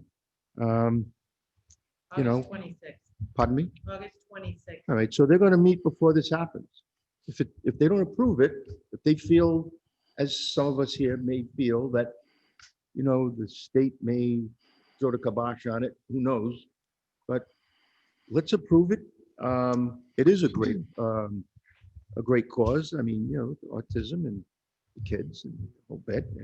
And I just think if we don't take action on it tonight and Newport approves it, and we're not going to meet again before this happens, I mean, what's the hurt? Let's make it with a contingency. If either Councilor Newport Flynn. approves it or they don't. Thank you, Mr. President. So if I understand the rules properly, the contingency would actually have to be that any attendant come from if they're not from Rhode Island, come from a state who's measuring under 5%. Because otherwise, if they come here from out of state and participate, they've got to quarantine or show. I think there needs to be a contingency along those lines. And maybe the you know, organizer may not like that, but that's the rule, right? There's a lot of contingencies like that with the CDC, and I totally agree. And my fear is that the state isn't going to weigh in. They're going to let the cities and towns do it. And God forbid if something happens, And how do we enforce then this? how do we enforce it? And then here we are. And we approve something that shouldn't have been approved in line with the emergency state guidelines. Chief, I know you're familiar with that. I hate to put you on the spot tonight. Not really. I kind of like it. Yeah, But, that's fine. you know, No, but I know that. any feedback from you on that? I know that Newport is looking at it, and obviously they'd be traveling through our territory and not stopping in our territory, so we wouldn't have large groups. The number of riders, where these riders are located, I'm sure Newport's going to weigh that to make sure they're in conjunction with all social distancing guidelines, particularly the point that you brought up, Councilor Flynn, in regards to where they're located, where they're coming from, and if they're coming from a state such as that has a higher percentage of positive cases of 5%, they're going to need to look at that. But I will follow up with Chief Silva tomorrow to see if where they stand on that. I can certainly pass on some information, but I realize it's a good cause. I think our contact with that group, besides making sure they have safe travel, is going to be minimal here in Middletown. So I think, you know, it's going to be, you know, upon Newport approving that, because that's where the gathering and the ending of the event, and I haven't seen those plans, and I will certainly Thank look at you. those tomorrow. Mr. Regan, Yes, sir. supposing we don't approve it tonight and they do it without our approval, then what onus is that on us? Well, at that point, you're talking about a public safety issue in terms of disruption of traffic, potential for problems between bicyclists, cars, et cetera. So that's not something that I would recommend, obviously allowing to occur. Once again, I think an option here is to, if the council so chose to do so, would be to grant it subject to approval by the city of Newport and subject to the applicant's compliance with all state COVID-19 guidelines. And you could also add, if you wanted, a review of the plan that has been presented, or at least confirmation from the applicant that could be reviewed by staff, that they do have a plan that will address all of those guidelines, including, for example, the quarantine rules that Councilor Flynn mentioned. Okay. Were you able to knock that down? I got it. Okay. I'm think what we beginning ought to to get do, the Chief, note thing I'd down. really like to have you review the plan. I remember one of your designees review the plan, just so, and we got to make sure it doesn't go by. Oh, it'll be going by. Council Santos. Is the police department going to be patrolling any of this portion of the race? So, and it's a charity event. I don't think it's a race. I think it's a ride. And I think, yes, we are involved in it. We will be involved in it, just to make sure. We'll have 1 or 2 cars, just making sure that, we're free traffic up, make sure bicycles get across safely. So we participated in this last year, but it's the same bike ride that I'm thinking of. It's an annual Okay. event. All right. All right, Okay. thank you. Council Floyd. So I just want to, if we didn't approve it, you would still be on site for the public safety piece, correct? Or by us not approving it, we're saying we're not having any of our departments do anything? It almost seems, because when we approve things, they get into that clause where they have to pick up after themselves, and I mean, there's all of that as part of the approval, correct? If we don't approve it, it means that it can't take place in our town. They would have to change the route, Mr. Regan?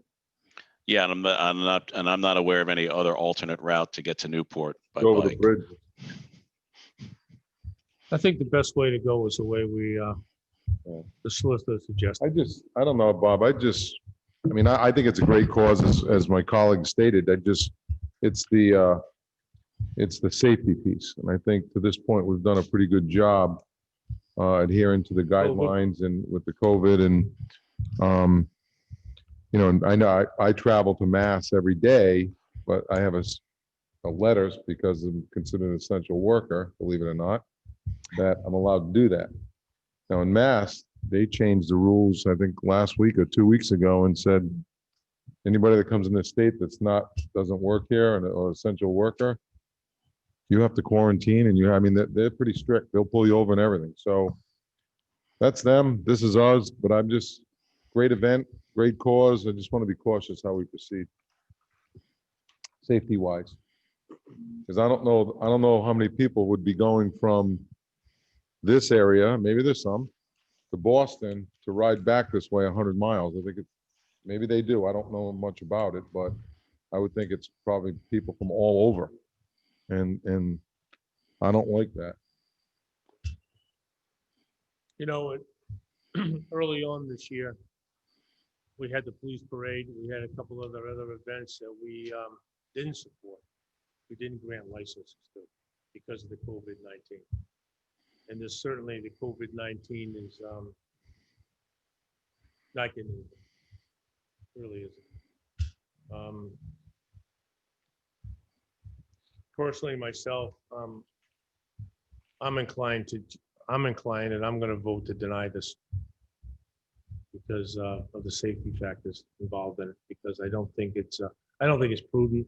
I think what we've done down the beaches, we've spoken with our residents and, tried to assure them of the safety and how we were limited in amount of people from out of state. We're going to get in there into the parking facilities and the controls that we put on. I think this is a blatant violation of everything that we've committed to so far. And this race attracts a lot of riders. It's a lot of riders in this race. Attracts a lot of. So that's just my personal. I think it's a great cause. So haven't other causes that we've denied as we go through this COVID-19. I think this is something I'm personally going to deny.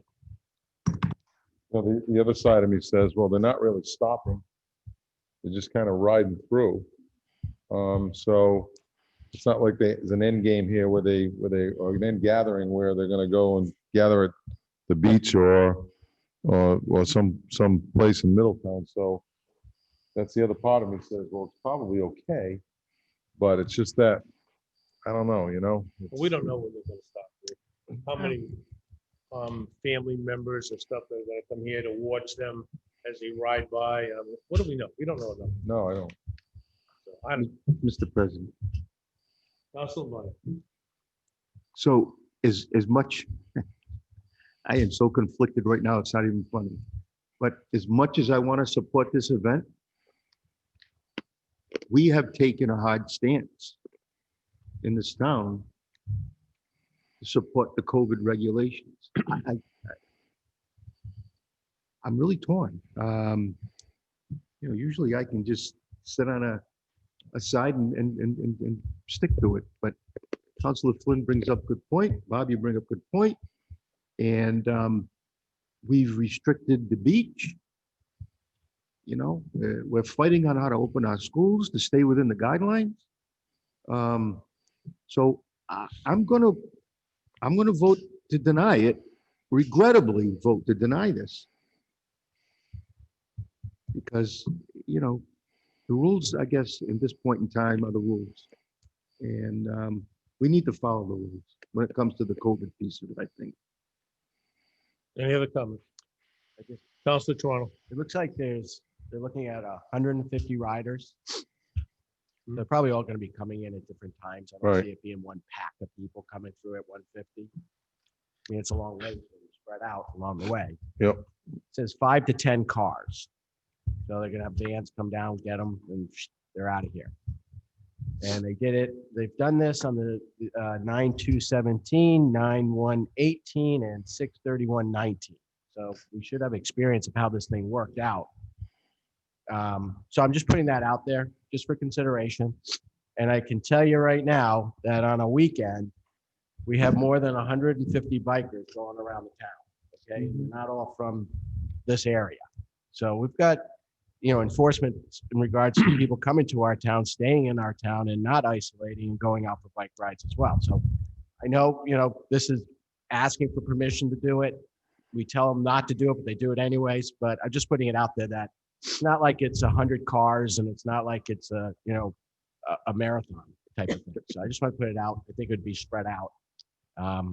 But I'm torn too, because we have been following the rule of the law. We've been sticking to what the state says, and that's what we're doing with our schools, with our town hall opening up, with just social distancing, the beaches. So if we're going to stay consistent, then we got to, do what the governor has to say. Do I agree with it? No. It's the optics. It's what it looks like. Councilor Flynn, you want to make a recap? Well, I did want to, I do wish the applicant was online with us, because I think that, instead of us reading all of the fine print here, they could just answer some questions and put our minds at ease. And I will say on their reopening Rhode Island form, just a couple of things. It says each wave of cyclists scheduled start group. So apparently they're going to start in staggered.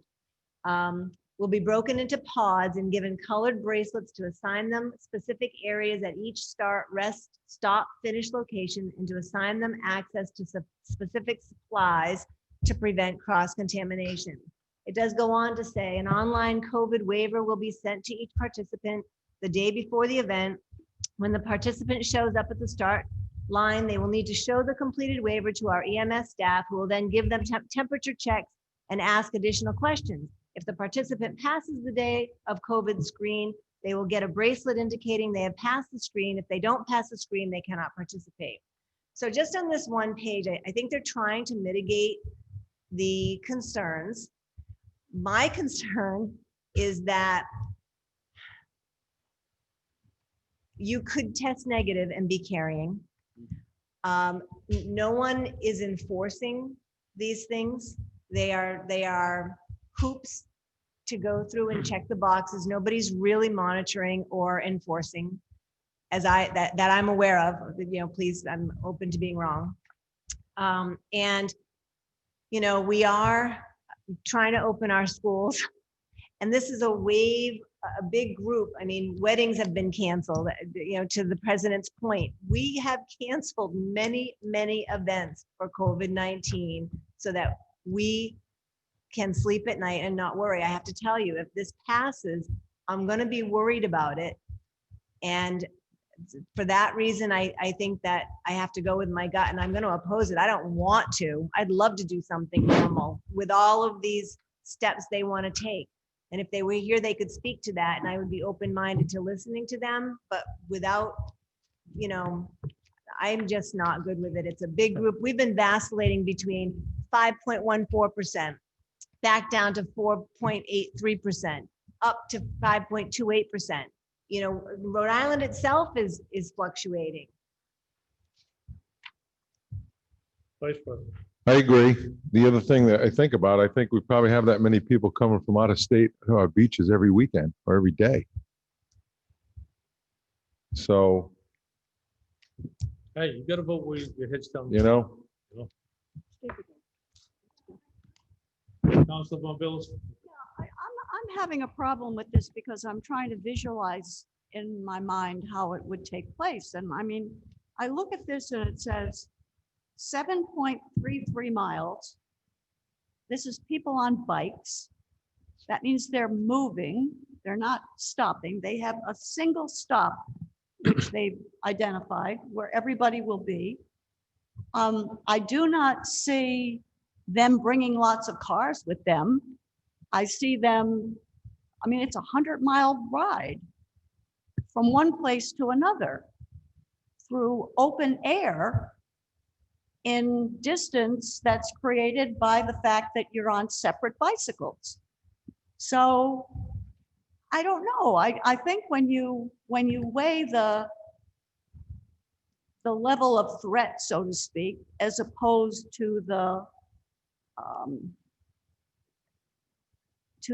care that they've taken with setting up the situation, and the fact that it's constant movement, and again, not bringing people with them. I certainly have a great deal of respect for concern that we have about COVID. But at the same time, I've got a lot of sympathy for this. I mean, it We all do. I mean, again, tell me what you think is the biggest threat with this. is the crowd, the potential crowd of followers that could follow them. Don't forget where it's ending. It's ending in Newport, which is Newport, Middletown, the influx of people that come down here for the end of this bike ride. But this is only,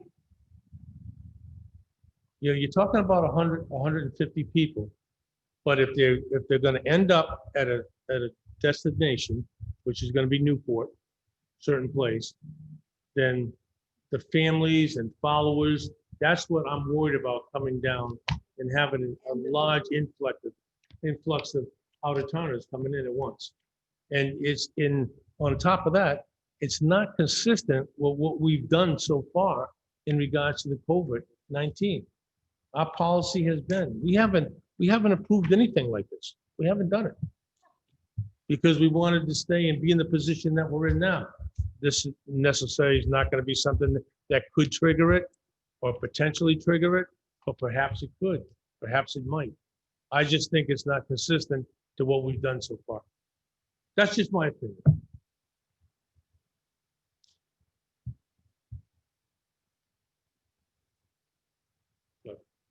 okay. Okay, so we have a motion, and it's been seconded to grant the special event permit. All in favor, please signify by raising your hand. Opposed? Do you have the count, Madam Clerk? I have all opposed. Okay, thank you. Okay, under ordinances, number 29, memorandum of the town planner through the town administrator, revised sewer impact fee schedule. Motion to receive said memorandum. Motion second to receive, all in favor? Aye. We have a Ben Griffin. Ben, is he online, Deputy Clerk? Mr. President, I can get the conversation started and then we can ask Ben. What's that? to join We us. can't hear that.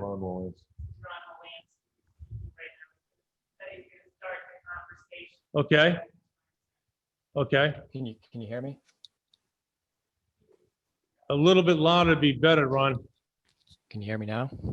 We can hear you now. Excellent. Thank you. Mr. President, members of the council, this item addresses impact fees. As you all know, the town has an impact fee ordinance in place that charges fees related to development impacts, the impacts of development on town facilities and services. Impact fees must be based on a study that's no more than 5 years old. We have a group of fees that are based on a study that was adopted or approved back in 2018 that includes recreation, fire, police, and general government. So those fees are remaining in place and will be based on a study approved in 2018, and that would be updated in a couple of years. However, our sewer impact fee is based on a study. The current fees are based on a study completed in October of 2015. So we're running up against that 5-year deadline to do another study and to adopt the revised fees based on that new study. So the town went out at the council's approval to hire Tischler Bice. So yes, Ben Griffin is on the line from Tischler Bice. He conducted the study for us. The results of the study are indicated in the memo, and I think you have a copy of the full report as well. And as a result of the study and the new information that was used in the analysis, including the work that has been ongoing or completed at the Newport sewage treatment plant, those fees are being proposed to be revised. They will be raised slightly over the fees that were adopted 5 years ago. So you see the proposed fee schedule for single, multifamily, and mobile home developments, and also for commercial developments. And again, it's slight increases in each of those categories. I'd be happy to answer any questions, and Ben is on the line if you have any questions about the study that was completed. Thank you, Ron. Ben, would you like to make any comments? I'll give you a few minutes to make any comments, and then I'll open it up to my colleagues for any questions.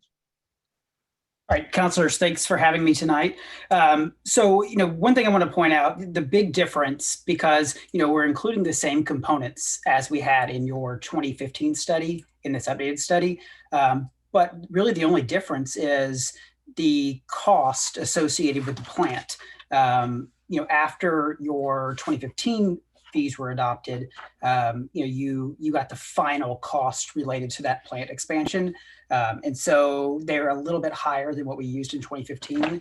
And so that's really the only reason for the increase. We're still using the same demand factors. It's the same project. It's just, the cost is slightly higher than we used last time. Okay, colleagues, any questions? Okay. I was just looking at the fee. It's about a 9% increase on average. Yes, Jones. Okay. Number 30, an ordinance of the town of Middletown. This is the first reading. An ordinance and amendment to the town code, Title 15, Land Use, Chapter 150, Development, Impact Fees. See attached ordinance. Motion to receive said ordinance on its first reading. Second? Here, a motion second to receive on its first reading. Any conversation? Hearing none. All in favor? Aye. Thank you. Thank you, Ben. Thanks, Ron. Thanks, Thank Ron. you. Okay, item number 31, memorandum from myself in regards to Oxbow Apartments. Motion to receive said memorandum. Second? A motion second to receive. All in favor? Aye. Okay, colleagues, during our July 13th, 2020 special budget meeting, I mentioned that we need to inquire as to when, why, and under whose authority did we apparently assume responsibility for the infrastructure in the Oxbow housing complex. I've independently looked into this, and the clerks did some research on it with me, discovered that this goes back to more than 20 years. In fact, it goes back to when Michael Embry was a town administrator between 1989 and 2002. These additional costs over the years must be in the hundreds of thousands of dollars to maintain and take care of the infrastructure, the roads in Oxbow. This burden, which has been placed on our taxpayers for a privately owned and operated company, my opinion, must stop. I just want to take a minute and think about it. The paving of the roads, the maintaining of the sidewalks, the national grid issues, the snow plowing, et cetera, it goes on and on and on for a privately owned and operated business. They're owned by a company called Bay Management. Bay Management's been around for more than 50 years. They have a number of other facilities. Oxbow is just part of their portfolio. And this evening, what I'm asking my colleagues is to join me in directing our town solicitor to thoroughly investigate this and to present us with some of our legal options. My questions would be, if confirmed, what needs to be done to terminate our stewardship of Oxbow? And then do we have any civil actions for reimbursement? Those are just a couple of my thoughts. So I'm going to put that out there for discussion. That would be my motion to direct the town solicitor to investigate this on our behalf. Councilor Flynn.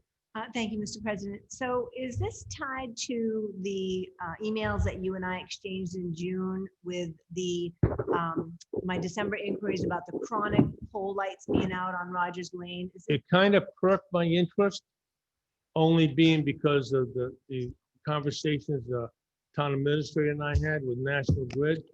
He was asking for hundreds of thousands of dollars. And my question at the time was, I said, when do we establish ownership of this? Isn't this a privately owned complex? So this is what prompted this later on.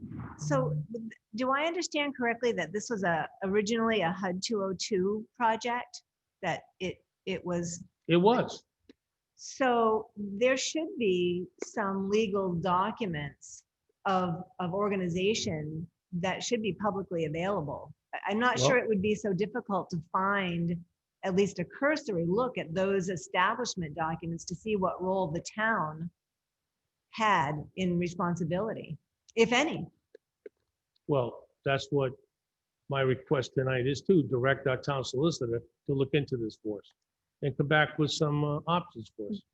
So I'm wondering, I mean, I'm not sure how long, an extensive research, I'm not sure what that means. Is that, 40 hours? Is that 12 hours? Do we have, can he put in, 5 hours and then get back to us to see if he's gotten anywhere? I don't really think it'll take the solicitor too long to find out. I really don't. I think he has the means. I think he has the ability. And I think he'll come back to us by our next meeting with his opinion on it. Okay.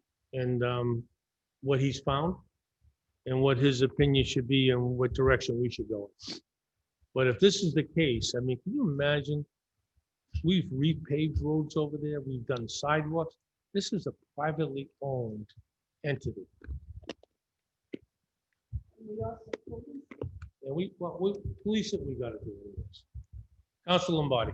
Yeah, and not to miss the fact that it no longer counts towards our 10% towards the Died a state, long time ago.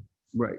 The 10% of affordable housing that it once counted as until they came off some of the HUD umbrella. So it was one thing when we were getting that benefit, but now we get criticized because we don't meet the standard, along with other communities too. But we do get criticized for that, and it's a tough nut to crack. But so yeah, I agree with Bob. It's a huge expense, and to what end for a privately owned entity? And they're solvent. They do very well. I would just like to see the lights on the streets go back on because it's Yeah, dark. It's we very all dark do. in some areas. But if over it's there. going to cost the town of Middletown $400,000 to do it, I'm not in favor of that either. Well, I'd like to find out exactly. I think Yeah. that you're on. But let's the go, right let's track. look at the whole thing. Yeah. Vice President. Thanks, Bob. I just want to make sure that our residents out there understand this, because that's important, that they understand what we're looking at. It's nothing against them. We're not looking to disown them or No, not no. help them. I just want to make sure that comes across clear, that there's something that may be there that wasn't authorized by a council. Yeah. And if that's the case, then we need to proceed accordingly.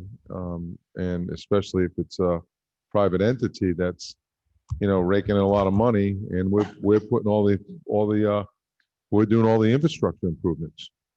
That's not right. We don't do private. We don't take care of privately owned property. So that's really what we're looking at, or want to look at, just to make sure. So I just want to make sure the residents out there understand. I'm sure they would understand. And it's over the years, we've done a lot of work out there. And we don't hesitate. But at the same token, if we're doing this for a private entity, a private company that's extremely solvent, something's wrong here.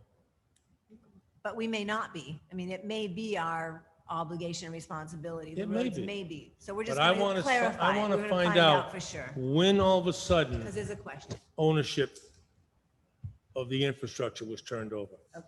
So that'll be my motion. Second. Any further conversation? All in favor? Aye. Okay, thank you. Item number 32, memorandum from myself in regards to the Rotary of Middletown offering volunteer services. Motion to receive said memorandum. Second? Motion is second to receive. All in favor? Aye. I place this document on as an awareness item and to afford the Middletown Rotary Club Public Image Chair, James Halliman, who I hope is on the line. Is he on the line? The opportunity to personally tell us directly about the group he chairs and how the Middletown Rotary Club is ready and willing to help our community by volunteering their services. I see this as a great opportunity for Middletown and to work directly with a passionate group of individuals, and the Rotary is a passionate group of individuals who want to help us improve the quality of life in our community at no cost to us. So, Mr. Halloway, if you're on the line, sir, just introduce yourself and go right ahead. Good evening, everyone. Hope everybody can hear me. Yes. We can. As stated, my name is James Holloman. I am the Public Image Chair of the Middletown Rotary Club.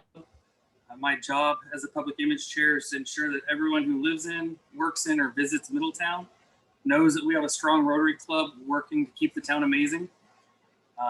When I initially reached out, it was just to get contact information for some of the service projects we wanted to do to help beautify the town, even more than it already is, of course. And I know that it's getting pretty late tonight, but I wanted to introduce our club president, Beth Richards, who wanted to address you guys as well. She is on the line. If you can yield my time over to her, I would appreciate it. So if you can transfer to Zoom to Beth Richards, that would work great. Beth, go right ahead. Is she on the line? Can you hear me? We can now, Beth. Perfect. Thank you. So as James said, my name is Beth Richards. I'm the current president of the Rotary Club of Middletown. I'll be effective until 2022. I've been a resident of Middletown for 2 years, but I was born and raised in Newport, and I've been in the Rotary Club for 2 years. So with COVID, our club had to reevaluate how we do service due to social distancing and financial impacts from the pandemic. This shift has resulted in us looking how we can continue to serve the community we love while being mindful that fundraising may not be the best thing to do for now. So we already do a lot within Middletown. So we work with the Tree Commission, the Middletown Public Library. We work closely with Lucy's Hearth, the MLK Center, and also our Middletown Senior Center. What we're looking to do is to take the relationship that we already have with the town of Middletown and also expand it. So different ideas of what we can do is help with trash accumulation in different areas such as beaches, parks, city properties, or support public sidewalks, cleaning them up with any brush or weeds to make sure that it's both safe and better looking for our residents. So in terms of what we need from the council, it's just to see if there is interest in collaborating further with the Middletown Rotary Club and determining how we can best support our town that we all love. It's not looking for answers right now. It's more to establish a stronger bond between the Rotary Club and the town council. And we're looking forward with what the opportunities can bring going forward. Well, Beth, I can't personally thank you enough. I'm enthused about this, excited about this. You know, a group of passionate people that want to volunteer their time to help our town to improve the quality of life for all our residents is welcome, extremely welcome. What I'm going to do is I'm going to forward Madam Clerk, you have the contact information for James I do. in an email. I do. Would you forward that to the town administrator and to the staff? And maybe make an inquiry as to anyone that wants to contact them, can contact them, and maybe perhaps start utilizing them to help out wherever they can help out, their strengths, their weaknesses, and we can certainly put everyone to work and to the benefit of our town. And I think it's a fantastic gesture on your part. I can't thank you enough. Middletown Rotary has always been noted to be an organization that's there, ready, and able to help everyone. And we certainly welcome your assistance. Thank you so much for your time. Thank you, Beth, and thank you, James. Beth, James. Mr. President. Oh, Councilor I have a Toronto. comment. Yes. I want to thank also James and Beth for putting this on. James contacted the town back in June and offered this service.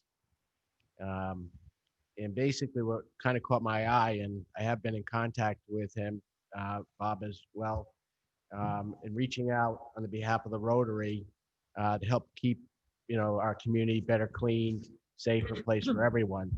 But it was kind of interesting is that they want to focus on a lot of the areas that we're focusing in on, and trash accumulation, which we have a new litter policy that we've passed, and keeping the beaches clean and parks. We're all about that.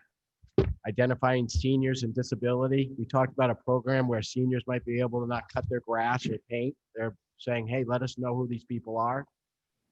Police being aware of needy people, food, and other community needs, and anticipating this. So I think this is a great outreach. And this is something that I know we're focused on, and we can get help for it.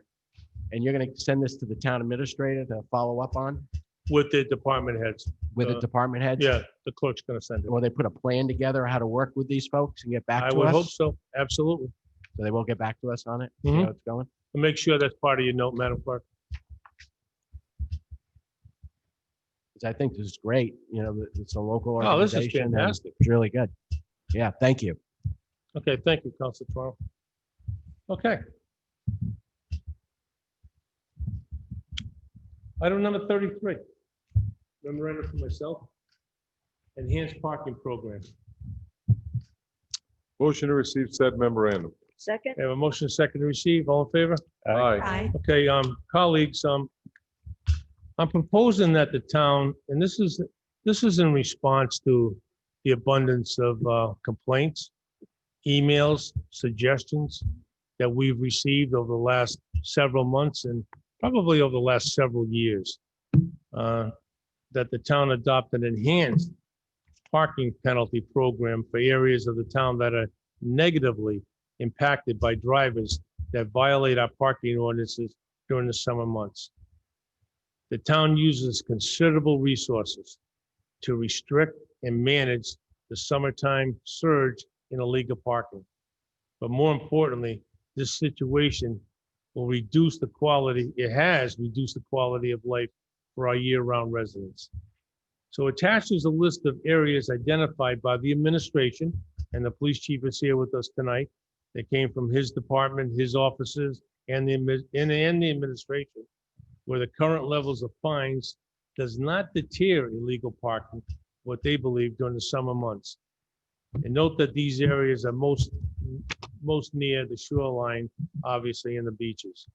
So I'm going to ask your support tonight to join me in voting to direct the town solicitor to draft an amendment to the current ordinances that would double the penalties associated with parking violations that occur in areas detailed in the attachment between Memorial Day and Labor Day. And if you have any additional, this was part of the docket, if you have any additional ideas arose that you'd like to submit or areas, feel free to add them. I think it was pretty detailed that the chief and his team and the administration submitted to me. But any thoughts on this from anybody? Councilor Flynn. Thank you, Mr. President. I may have raised a little too soon. Yes. Go ahead, Council Flynn. So I think that it's a great idea. I do want to throw out there a shout out to Councilor Toronto because he's been forwarding residents' concerns about many of these areas, Chasm, Tuckerman, the coastal access points. And he's included a lot of other good ideas, cameras, attendance, a task force, educating, the residents and the people who are here in Middletown of our ordinances and other support. So a fee-based solution is one element of a parking solution. But I wonder if it will really make a difference. I'm not sure from where I'm sitting if it's going to give us the total results that we need. I think you also need some of the ideas, of course, and enforcement of those ideas that Councilor Toronto has put forward by email to the council. This is, he's forwarded his many emails, as we all know, about these areas and the angst of a lot of our citizens. But I think that to support our residents and our citizens, we do need other additional ideas, and it's all about enforcement. You can charge, the moon, and it's not going to make a difference if people aren't getting tickets and that message isn't getting out there. Well, I think it hurts them a little bit more when you hurt their pocketbook a little bit more, because some people have the attitude, I'll pay the ticket. I'm parking near the beach, I'll pay the ticket, I don't care. It's worth it to me to go to the beach. But if they're enhanced parking violations, they might have a second thought about parking there, if they're gonna pay a good fee for that. Councilor Staples. I took a ride one Sunday and looked at Purgatory Chasm, and the following day I called Mr. Brown, and he informed me that Purgatory Chasm is owned by the state. It is not owned by the town. Can somebody correct me? It's owned by the state. It's owned by the state. Chasm is owned by the state. So State we would property. not be able to collect anything if we. Not inside the parking lot, but on the street that abuts it, we can. Mr. President, I think we are ticketing cars that are in the parking lot. So we have an agreement with DEM. Oh, you have an agreement now? We Good. do. We have an agreement with DEM that allows us to ticket cars in violation within the Chasm parking lot. Sir. Good, great. And where does that money go to when we collect it? To the state or to the town? It comes to the town, ma'am. Question? Okay. Councilor Flynn. Thank you, Mr. President. And Chief, are we allowed to enhance the fees for the Chasm parking lot? Not for the Chasm. We would have to have some discussion with DEM in regards to us raising the fees, if in fact that is the direction the council wanted to go. But just to add to the conversation real quick, is that this has been a constant issue, quality of life issue, and it comes down to public safety as well. 2 weeks ago, we had an emergency call down at Kingsfisher Pebbly Beach. We were in the middle of towing a car, and we had to get emergency crews down there. So it's a public safety issue as well. Just as early as this morning, I had a discussion with several other chiefs about the parking fines. Every beach jurisdiction and every municipality along that have beaches are looking at what other resources. I would agree with you, Councilor Flynn. Enforcement isn't the only aspect. It's education, making sure people are aware that they're in violation. And sometimes when they know what those fines are, particularly if it's posted on a sign that's a $100 parking fine or an $80 parking fine and they're doubled, they'll be less likely to park there. And just a note, Chasm is not noted on that list that was submitted. Yeah, yes, I brought that up as part of the. Oh, Purgatory Chasm. Okay. Chief, I got this list from you and your guys. That is correct. So Purgatory Chasm? Purgatory Chasm is on this, is it not? It is on the bottom. So Yes, it is. if we can't double the fine, why is it on the list? It is on the list. We would have to just confer with DEM because this was a list of the most frequent problematic areas within town. Sir. Okay. So Okay. we would tell DEM of Gotcha. our intentions, confer with them, and then I don't think there'd be any problem raising the sign since we're responsible for the enforcement. Mr. President? Councilor Von Villas? Yeah, I have a question. Actually, there's a couple of questions. The first one is this about getting more money for the town? No. Or is it about solving the problem? And if it's about solving the problem, then my next question would be, is there a law that says we couldn't have a towing ordinance for that area? for They those do, I believe. areas? Chief, you want to, I'm sorry, could you repeat your question? Towing. That's the towing? tow it? So towing, if the vehicle is impeding the flow of emergency vehicles, that's a call that the officer that arrives there, they can ticket and tow. We have ticketed and tow. People will leave their cars parked on property. If it's on private property, we won't tow it. We'll just ticket it, particularly if it's down by Kingfisher and Pebble Beach, because they're pulling in between the trees, which is actually on private property, but we still will ticket it. So it becomes, it comes to like, they have tollway zones. Usually in cities that have tollway zones, those are the most problematic areas. And those fines are a lot more than just your standard parking ticket on a normal street that isn't as busy, like in a business district or a beach district. So we do have the right to tow as well. It's just, it's up to the discretion of the officer. Is it impeding the flow? Is it becoming a problem? Are there too many cars there? So there's a lot of things that are taken into consideration before we tow a car. See, the question I had about fines or even increasing the fines is, for the most part, these are probably people that are from out of town. And if they're from out of town and you impose a fine on them and they don't pay, what's the point of the fine? Chief? So the process by which we work by is that it'll go to our records clerk. They will send out notices, and then the fine is doubled after a certain amount of time. They'll send out 2 notices, and they have the right to appeal it in municipal court if they so desire. They can go ahead and do that. And then there's a process by which the town has the right under statute for any uncollected fees in violation of Rhode Island statute to send it to the RICC. So send it to the traffic tribunal, the RITT. And then they could actually suspend the owner's license. Do we do that? Can we do that? Do we do that? No, we do not. So as far as I know, we do not send anything over to RITT. What's the point? So, I mean, if you're going to, I always think to myself, you don't threaten what you're not going to follow through with, so what's the point? Well, this particular thing is the enhancement of the parking ticket itself. Okay. Now, what happens after that when it goes into our municipal court is See, I'm looking at the end goal. What do you want the outcome to we be? want the quality of life for our full-time residents in the areas around the beach to be as close to normal as possible all the time. Oh, okay, but but the outcome that you're talking about is being frustrated by the parking, by the quotation marks, frustrates illegal our parking. residents. Okay, so I mean, I so get the while the emails. end goal is to make our residents happy and content, the primary goal, the first one, is to make the parking issue stop. So I don't know. I think you have to look at where you're heading, what you want your outcome to be. And I know what you're talking about when you're talking about, make the residents have a good quality of life. I understand that, but that's not what we're talking about here. We're talking about how to stop the parking problem. Well, it's like everybody said, it is an enforcement issue, but there are people that'll park a car, and if it's a $20 parking ticket or $40 parking ticket, I'm not really sure what it is. They'll say, hey, it's worth it to me to go to the beach for the day, $40, and they go to the beach. Yeah, but do they even pay the ticket?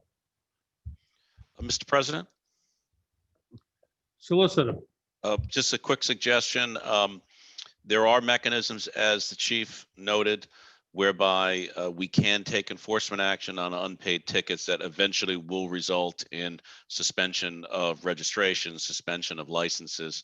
And what I would suggest that I will do is, in drafting the ordinance, I'll also get together with Chief Cure so that when the ordinance is presented to the council, we can also present the plan for enforcement so that these questions are answered at that time.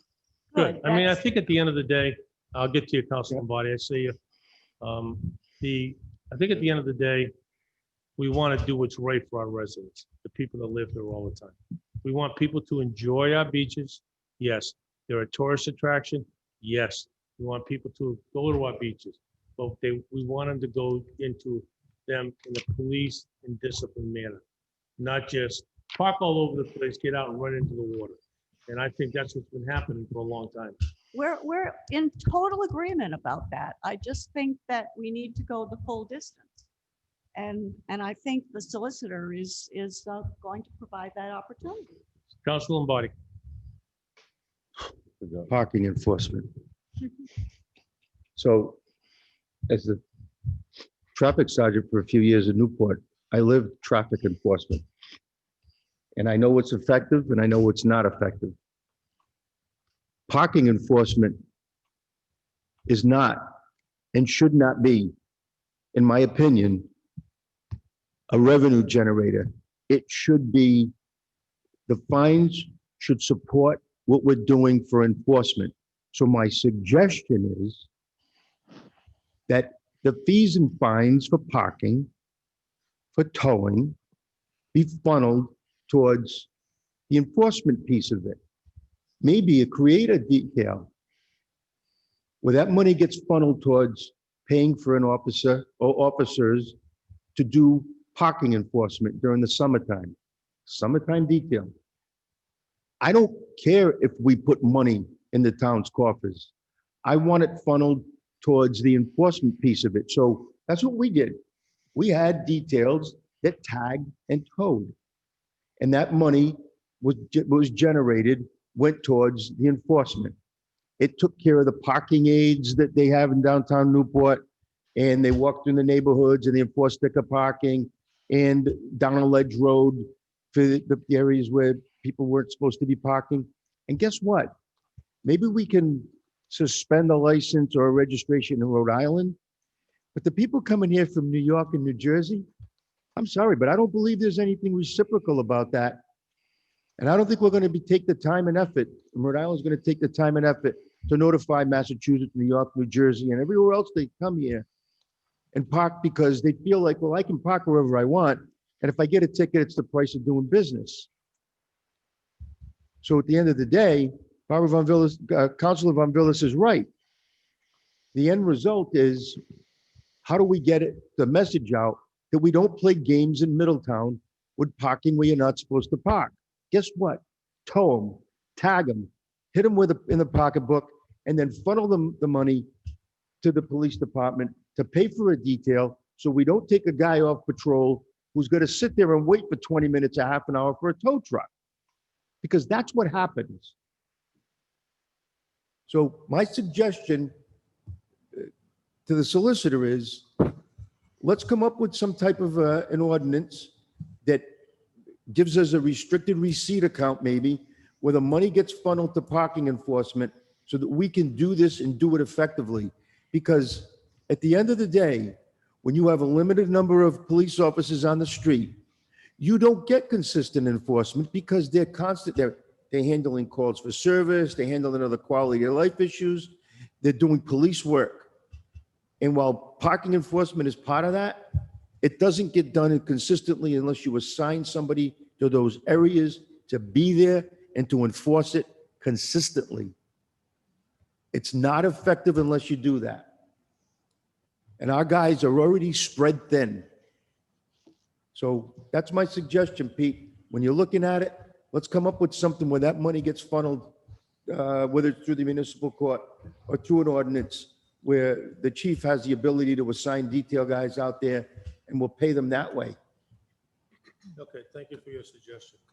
Council- Vice President. So this just brings to memory of a couple of years back when we attempted to do this, which I don't disagree with, but along with that came some unintended consequences for our own residents in some of these areas, where off Ashurst, Kent, I can remember the Delros family in here specifically, that, those houses back in the day, they only had a 1 or 2 car driveway. So as these families grew with their children and they've, acquired vehicles, they'd park on the side, in front of their house. They got ticketed and towed. So I think I agree. I think we need to be careful here with the unintended consequences that could arise, and that did arise just 2 years ago, where our own residents were getting it. And the second issue is, Chief, you said those tickets come to municipal court? If they appeal the ticket, yes, it goes to municipal court, sir. If they don't appeal, they just pay it? They just pay it. Okay. How many of them do appeal? Do we know? Roughly, is it half appealed or? Well, also, what happens if they don't pay you within the 90 days? It's 60 days, 60 days. Then it comes to municipal court and we tell them to come to court. Right. So I would say that I'm not sure how many they give out because we only get them when they're 60 days old. So since May 1st, So- we've issued 375 parking tickets approximately. I mean, that's that during- data, and that's you should during be able to COVID. extract that data. I can only abstract what I've received. I don't know what he gave out. So what he gave out's not in my system. So I can only put in what we've put in the system. Be So if it's interesting over 60 comparison. days. I'd like to see that comparison, given the fact that municipal court's losing money. Okay. Okay, let me make a comment about Councilor Lombardi's suggestion. Personally, myself, I think restricted accounts to entice some officers to write tickets, I don't think that's the way to go. I really don't. I think it's a funding mechanism, and I can see his point where he's going with it. But I see it as the public seeing it as, they're funding their own overtime and they're funding their own, their extra pay. And I just think restricted accounts like that, in my opinion, are boo-hiss. Any revenue should come into the general fund for the town of Middletown. It shouldn't be restricted for that. Enforcement should be, we should have consistent enforcement, whether we're paying somebody for overtime to do it or not. We need the enforcement out there, and it needs to be done consistently and with some common sense. And we talk about common sense, we all know that they were sitting here, we all know what happened off the road off of Kent and those roads back there. When somebody was trying to send a message that, and he went out there and he told the troops, an officer with some rank told the guys that were with him, issue the tickets, knowing that they were resident tickets, and they were resident tickets parked there year round in front of their house. It was ridiculous. There was no common sense there. Was it legal? Yeah. Was it legal? Yeah. Was there any common sense factored in? Absolutely not. Absolutely not. It was, we don't want to write tickets, we're not going to write ticket attitude. So, and those of us who were sitting here, we know who it was, and that person's no longer with us, okay? But we know where it came from. But as to having a restricted accounts, I just don't like having an account where people can say the cops they're funding their own overtime. I just think it's wrong. I just don't. I just think it's something that could back to haunt us down the road. So that's just my opinion on it. So I think that at the end of the day, we put this in the solicitor's hands, have the solicitor come back. I think we do need to double some of the penalties down there, because I really think that people will say, hey, I'll pay the ticket. It's worth it to me. I'll pay the ticket. I can park right near the beach. I'll pay the ticket and I'll go to the beach for the day. They might second thought if the parking violation is double. Councilor Flynn. Thank you, Mr. President. Chief, I just want to get some clarity on something that you said about tow zones. Were you saying that you can only have a tow zone if there's an area that might be blocked because of public safety purposes, or? Well, the tow zone can be labeled the tow zone if it's problematic area and where they get a lot of violations. So Okay. To keep vehicles free and clear of that. And you'll see that some municipalities and some cities have tow zones, which are predominantly the most frequent abuses of parking violations. So I to take off on Councilor Von Villas's idea, I think that establishing tow zones for some of these roads may actually be a more expedient way to solve the problem. And now it might come down to enforcement, and of course those unintended consequences, those could be mitigated simply something that they do in Newport. When you have a street that has stickered parking, you can go get guest passes, and you hang them on the mirror of your car when you're parked there, so you don't get a ticket. You're a resident, you live there. So your guests that don't have the sticker, they put it on their car, type of thing. I don't know if we want to get into a sticker program to alleviate that. It's another conversation. But I think that the towing, again, back to Councilor Toronto's idea in his emails, task force, if we don't have the, police, support or numbers during the season, is there a way to increase during the season, either the police or maybe another task force that would have the authority and could wait for those tow trucks? This could be a summer job for a kid, perhaps. I don't know what's allowed and what's not allowed. So all very good points. And Councilor Lombardi, you bring up a very good point that, during the summer months, our officers are working a lot, and we're three, four shy right now of our authorized sworn. So there's a lot of order backs. A lot of guys get ordered back on the weekends. Right now we're putting together a pilot program proposal I've asked for from Captain Farrier in regards to, number one, hiring an intern, a law enforcement, a criminal justice major intern program where they would be sworn in as, able to enforce all town ordinances, not just the parking. It helps us twofold. Number one, it helps with our recruiting and getting people in the door on college kids that have aspirations of becoming and getting into law enforcement, and hometown people as well. There are other towns that do it. Wesley does it. Narragansett does it. We have one officer that was they call them CSOs in Narragansett. That was Narragansett that started off there. So it really kicks off their career, and it really fulfills a purpose, right? And the kids are energetic, and I think we could have a more thorough, consistent enforcement. Because right now we're responding when we're doing patrol checks every day, but it's as soon as you tow one car, everyone comes running. So that's what happens. And you start, the person gets out and starts writing one ticket, everybody starts running up and moving their vehicles. So this is never punitive. It's never revenue generating for us. It's just what we look for in the ultimate goal is education and voluntary compliance. That's all, for the quality of life issues and keeping the roadway safe. So. Chief, you wouldn't have any issues with the trust with that, with not training these? So that's already been. You're swearing them in, you're giving them. Right. Well, it's a swearing in. They don't have arrest powers per se, but they have ordinance enforcement. So that's already been approved by the trust in certain municipalities. Okay, good. So I've already checked with that aspect of it. So by the September 30th, I'll have a copy of that proposal, and we'll gear that up for next summer to look at. It'll be, I think, cost effective, and I think will provide a valuable service for our citizens. Okay. Mr. President, Councilor Lombardi. Chief, you might want to, I probably already have, but you might want to reach out to Chief Silva or Sergeant Cortez in Newport and find out how the traffic aids are covered, because they do parking and enforcement, and I'm sure they're covered by the trust. They are, and I have. Thank you. Okay, so, Councilor Toronto. Thank you very much.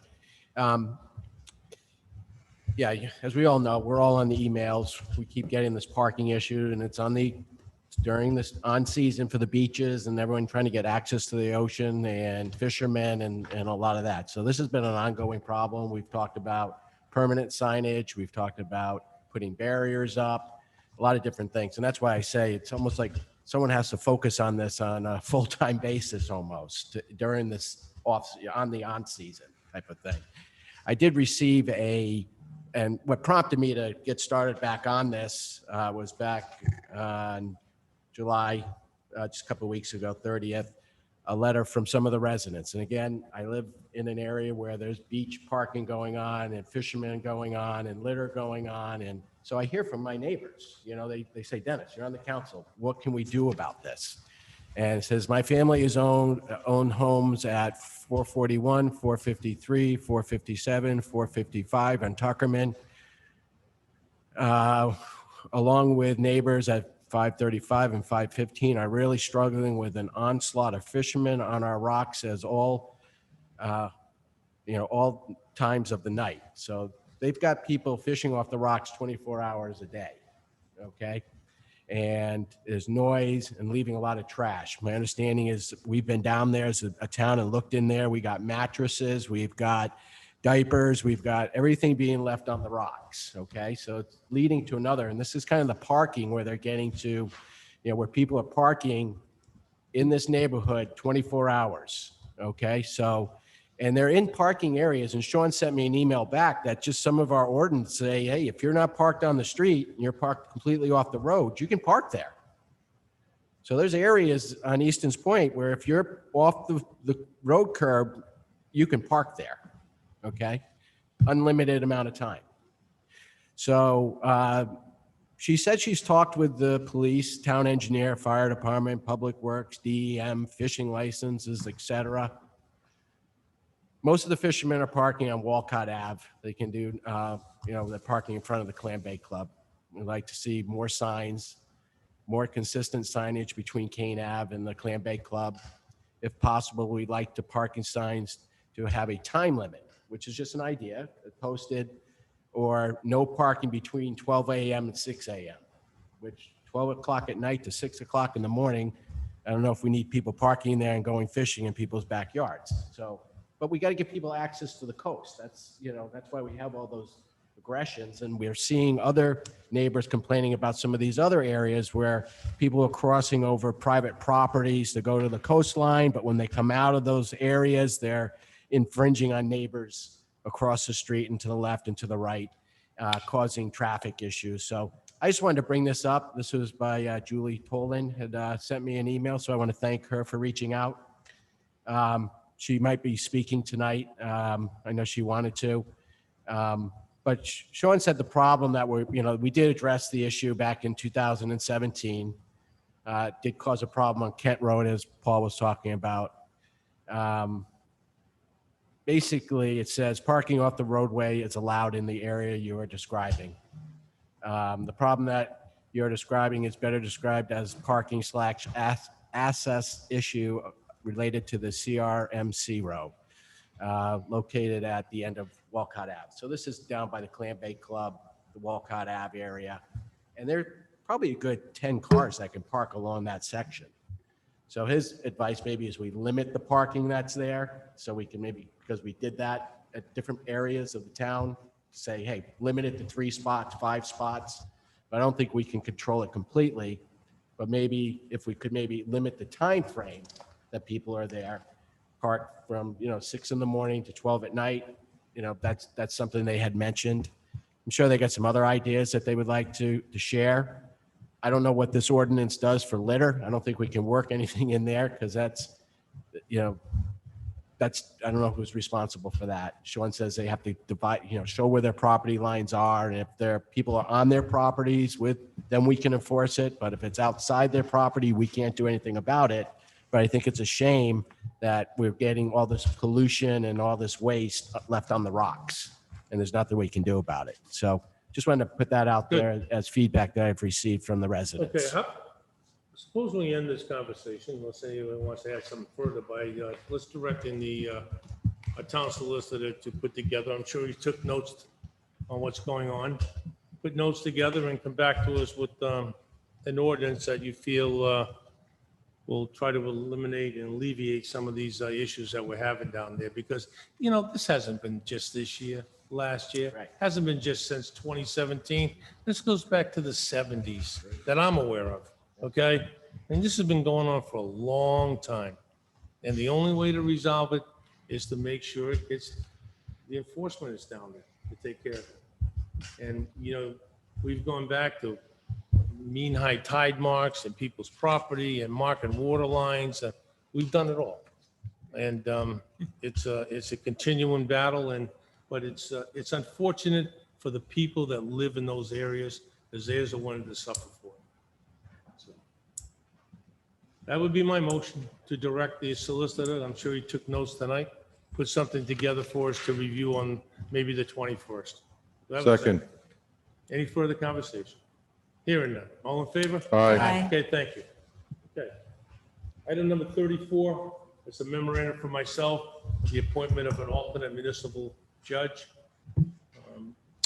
Motion to receive said memorandum. Second? Motion second to receive, all in favor? Aye. Okay, currently and periodically, we find ourselves in need of an additional municipal court judge to be available if Judge Silver and Judge Hagan are not available to sit. So I'm asking your support tonight in appointing our current probate court justice, Mike Miller, to fill this position. Judge Miller has the experience and is accustomed to the way we conduct our municipal court, and he's filled in the past before. And when those cases arise, we do need somebody ready to sit in. So that would be my motion. I'll second that. Any conversation? Mr. President? Council Flynn. Yes, thank you. So I do hope Judge Silva or even Judge Hagan are all right. You may not be able to answer this, feel free not to, but I hope it's not a COVID-19 thing.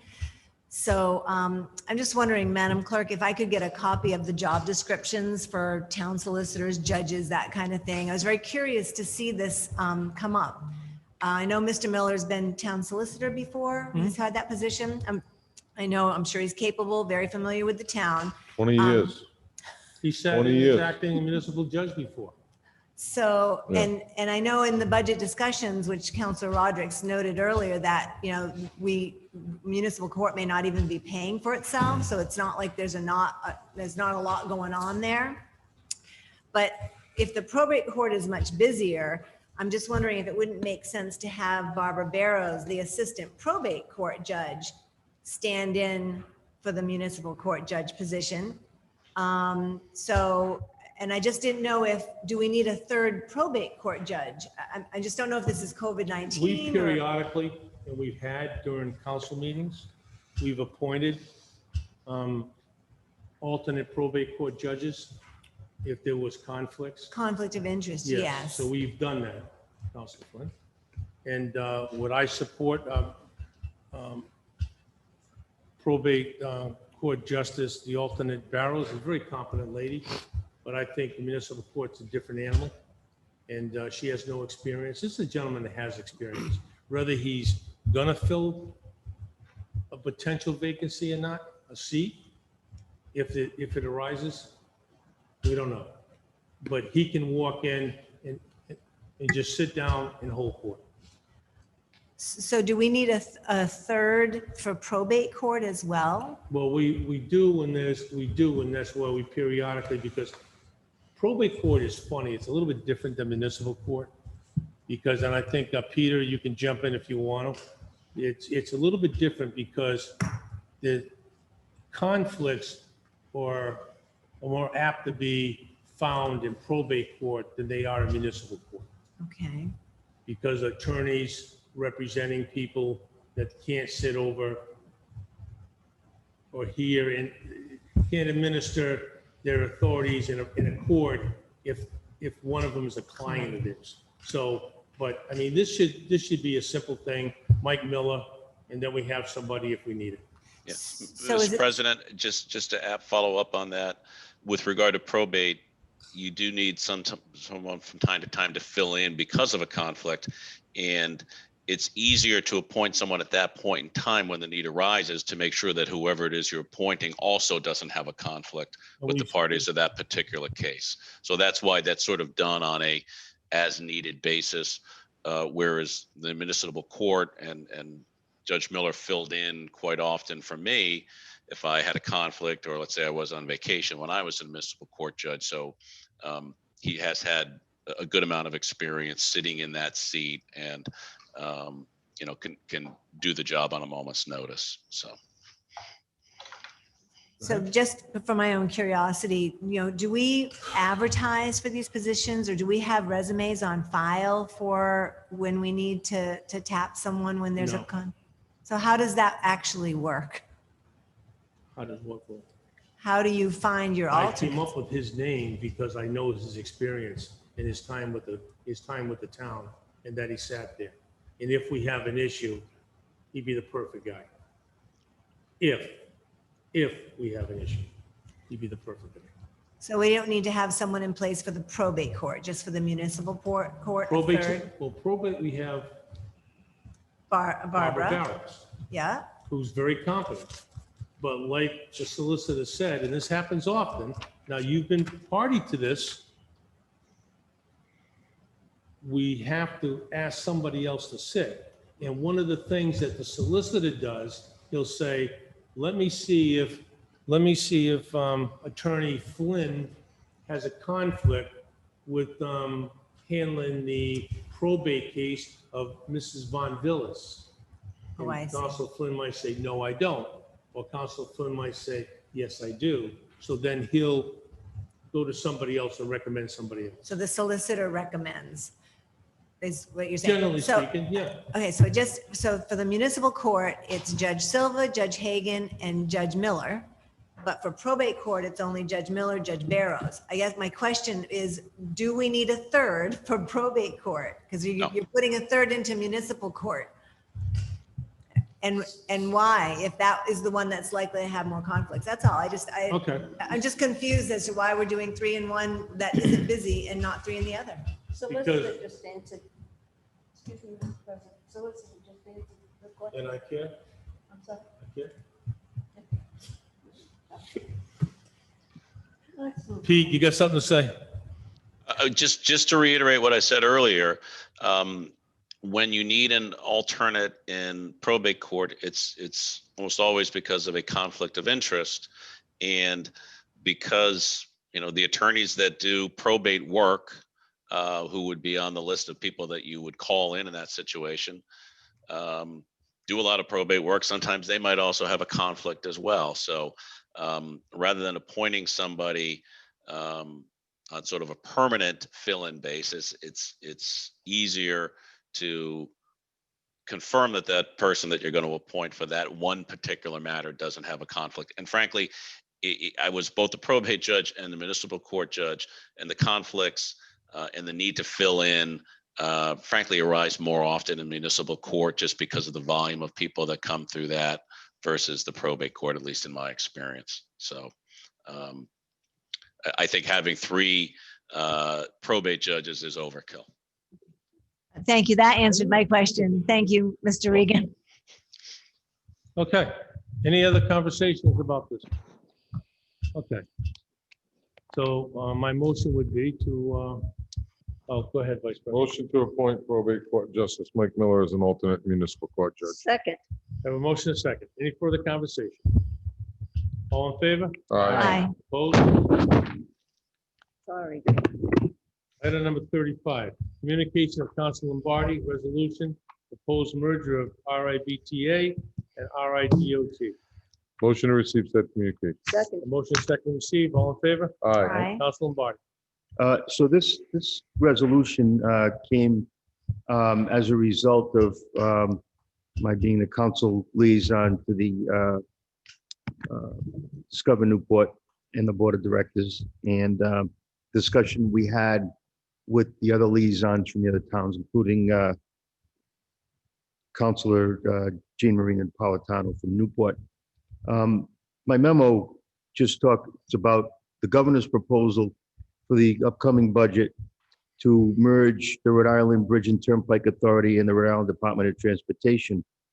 As the resolution, and by the way, the resolution was one that was introduced in Newport. It was forwarded to me, and I think you'll find that items number on the consent calendar tonight, items number 15, 16, and 18, Jamestown, Newport, and Portsmouth all adopted the same resolution for the most part. It was just kind of crafted for each individual community. And this is, in my estimation, as we look at this, on the part of the governor, what they see is they see a pot of gold at the end of the rainbow here. And while the bridge, the Newport Bridge in particular, is supported by tolls, and that's for everyday maintenance for the most part, there's also federal highway safety money, federal money that goes toward bridge and turnpike maintenance that's specifically earmarked for the 4 bridges: the Jamestown Bridge, the Newport Bridge, the Mount Hope Bridge, and the Secana River Bridge. So that money right now is restricted to the Rhode Island Turnpike and Bridge Authority. If they merge these 2 entities, under the Rhode Island DOT, they will have the ability to scoop the money and move it to other projects. But what we have is poorly maintained highways and secondary bridges over the years, as I put in my my memo and as the resolution states. We've got a good track record for maintaining our 4 bridges. The Rhode Island Turnpike and Bridge Authority has done an outstanding job maintaining those bridges. Look at the Mount Hope Bridge, 1920 something that bridge is built. It's still serving it's not about to be replaced anytime soon. But on the other hand, when you look at our secondary bridges and you look at what the state has done and RIDA has done over the years and spent not enough money and good money after bad, and we're paying for it, and it's led to the truck tolls, which quite frankly, I don't think was a good idea, but they had to come up with the money someplace to fund these projects. When you look at the projects here on Aquidneck Island, and particularly in Middletown, that it pushed back and pushed back and pushed back, and we have to wait another 2 or 3, 4 years. You know, this is a prime example of why this should not happen. This is a prime example of why the governor and her staff are trying to pull this thing together. And I would highly encourage us to follow suit with the rest of the Aquidneck Island communities and Jamestown and not support this. Those bridges are our lifeline to the mainland. That's where, you know, all of our, you know, you look at supermarkets and restaurant supplies and all that, they all come by truck. They all come over the bridges. And I don't want to see what happened to the secondary bridges and our highways happen to our bridges. So I would ask for all of you to enthusiastically support this and send it up to our legislative delegation so this doesn't get inserted into the budget this year. Council Flynn. Thank you, Mr. President. And thank you, Council Lombardi, for recognizing this. So has our solicitor seen this yet? This resolution? I have no idea. Okay, so did you just use the template? I followed the same template that the other 3 communities use. Okay, so I guess, and this is going to be a question for you, Mr. Regan. I'm a little concerned about the 7th and 8th whereas. It's at the bottom of the first page and top of the second page. And my only concern are the words likely in those paragraphs. And my question to Mr. Regan is, are whereases supposed to be factual? Because you're assuming something's going to go on that you don't have proof of. Yet they can do it, but I'm just not comfortable with accusing before the fact. So I don't know, you have this in the docket, Mr. Regan? I do. I'm looking at it right now. Okay. As far as whereas clauses, they can be factual, they can be part of an argument, stating out a position. So it's really up to the discretion of the council as to whether they think the language of the resolution is appropriate and states the position of the council accurately. So legally, it's fine? Yes. Okay, that was my question. Okay. Not sure I'm comfortable with it, but that was my question. Any other questions? Okay. It's the reputation that they have built for themselves, like taking the tobacco money and put in the general fund, trying to close the gap that created structural deficit. So it's that type of stuff, you know. And if I could respond, I would rather have that be one of the whereases. In the past, you know, in this situation, monies have gone to the general fund instead of where they were supposed to go. Something that's more factual. Just like the lottery money that was supposed to be specifically for education. Prefer to have that in there. Mr. President. Build the wall. Councilor Lombardi, I just want to let everybody know, it's 10 after 10 right now. We got 21 minutes. All I'm going to say is, you look at Recaps, let's keep it moving. To Paul's point, when you look at the last budget and they had $179 million deficit, and they scooped money from the Rhode Island Airport Association, they scooped money from the Rhode Island Student Loan Authority. They have a history of doing this to fill structural holes in the budget. I know what you're saying. I hear you. I don't disagree with you, but history tends to repeat itself. Okay, May I any further respond? Go ahead. Especially in Rhode Island. I just want him to know, We'll go on for the next 20 minutes. We're not going to get to anything else. Go ahead. I'm not disagreeing with you, Council Lombardi. I'm not. I get it. I understand it. I'm not comfortable with the verbiage, Cool, I got it. Okay, 36, resolution of the council in opposition to proposed legislation and budget provisions that would transfer RITBA revenue to RIDOT. Motion to pass said resolution enthusiastically. We have a second. We have any additional conversation? And if there is an issue, feel free, I will. because As you know. what we're going to do is, I Shall. mean, if we don't get through go through this tonight, which is a shame, in all honesty. How we find ourselves dissecting stuff this deep all the time. When it's important, I can understand it, but to be repetitive and keep making points over and over again, I don't see the need for it. Okay, any other conversation? All in favor? Aye. Opposed? Nay. Okay, we have one opposition. Okay. Item number 37, at the request of Councilor Flynn, resolution of the council, RE, amend Article 1. Motion to pass said resolution. Second? Give motion and second to pass. Councilor Flynn. So technically, I've not requested this as the agenda reflects. At the July 20th council meeting, Smithfield School Committee submitted a similar resolution. And I pulled it off to ask the council if they would consider or were interested in considering a similar resolution. And that's actually why it's on tonight's docket, not so much because I requested it, but because the council, indicated an interest in having a similar resolution come from the town of Middletown. So I do want to thank the town of Smithfield's school committee chair and superintendent's office for their assistance in providing the template. And it got personalized and now it's being presented. I did get input from the town clerk and did eliminate from the Smithfield's resolution a paragraph that referenced placing the referendum before the voters on the November 3rd ballot, but that could not happen because the deadline has passed. We're just too late for that. So that has been removed from the original one that you all expressed an interest in.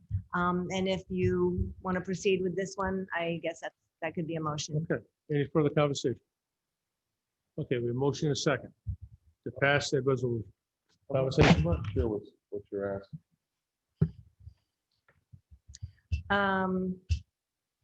Asking to put in the state charter to make education a right, Like Massachusetts. like Massachusetts. Okay, we have motion second.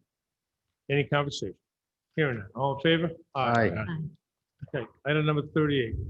The request of Council Flynn, resolution of the council condemning racism and urging efforts to recognize and stop racism. Motion to pass said resolution. A motion second to pass. All in favor? Aye. Council Flynn. Same history on July 20th. I actually got interest from the council to put forth a similar resolution from what the town of Little Compton's town council submitted. I want to thank them for their template so it could be personalized. I did get input from Sean Brown, who confirmed he had nothing to add. I did, if you look in your package that was on your desks tonight, I actually did get 2 emails and a text on the resolution. And in the red is a proposed change. It came in a separate sheet, wasn't in the docket. It was presented tonight. And I do want to do a quick explanation while you're reading that to the Go right ahead. to the folks who don't like differentiating all people from people of color. I just want to let you know that, that was considered when, the resolution came up to this council. That term, people of color, has been around. I did some research since the 1700s. It was in the Oxford English Dictionary originally. And it kind of came down to, yes, we are all created equal. You do need to respect everybody. But I think when you think of the word racism, that a group of white people do not come into your mind.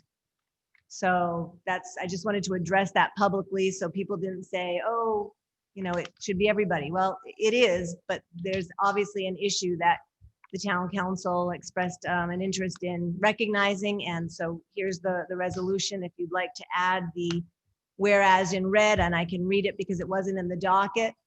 It says, whereas John Lewis said, if you see something that is not right, not fair, not just, you have a moral obligation to do something about it.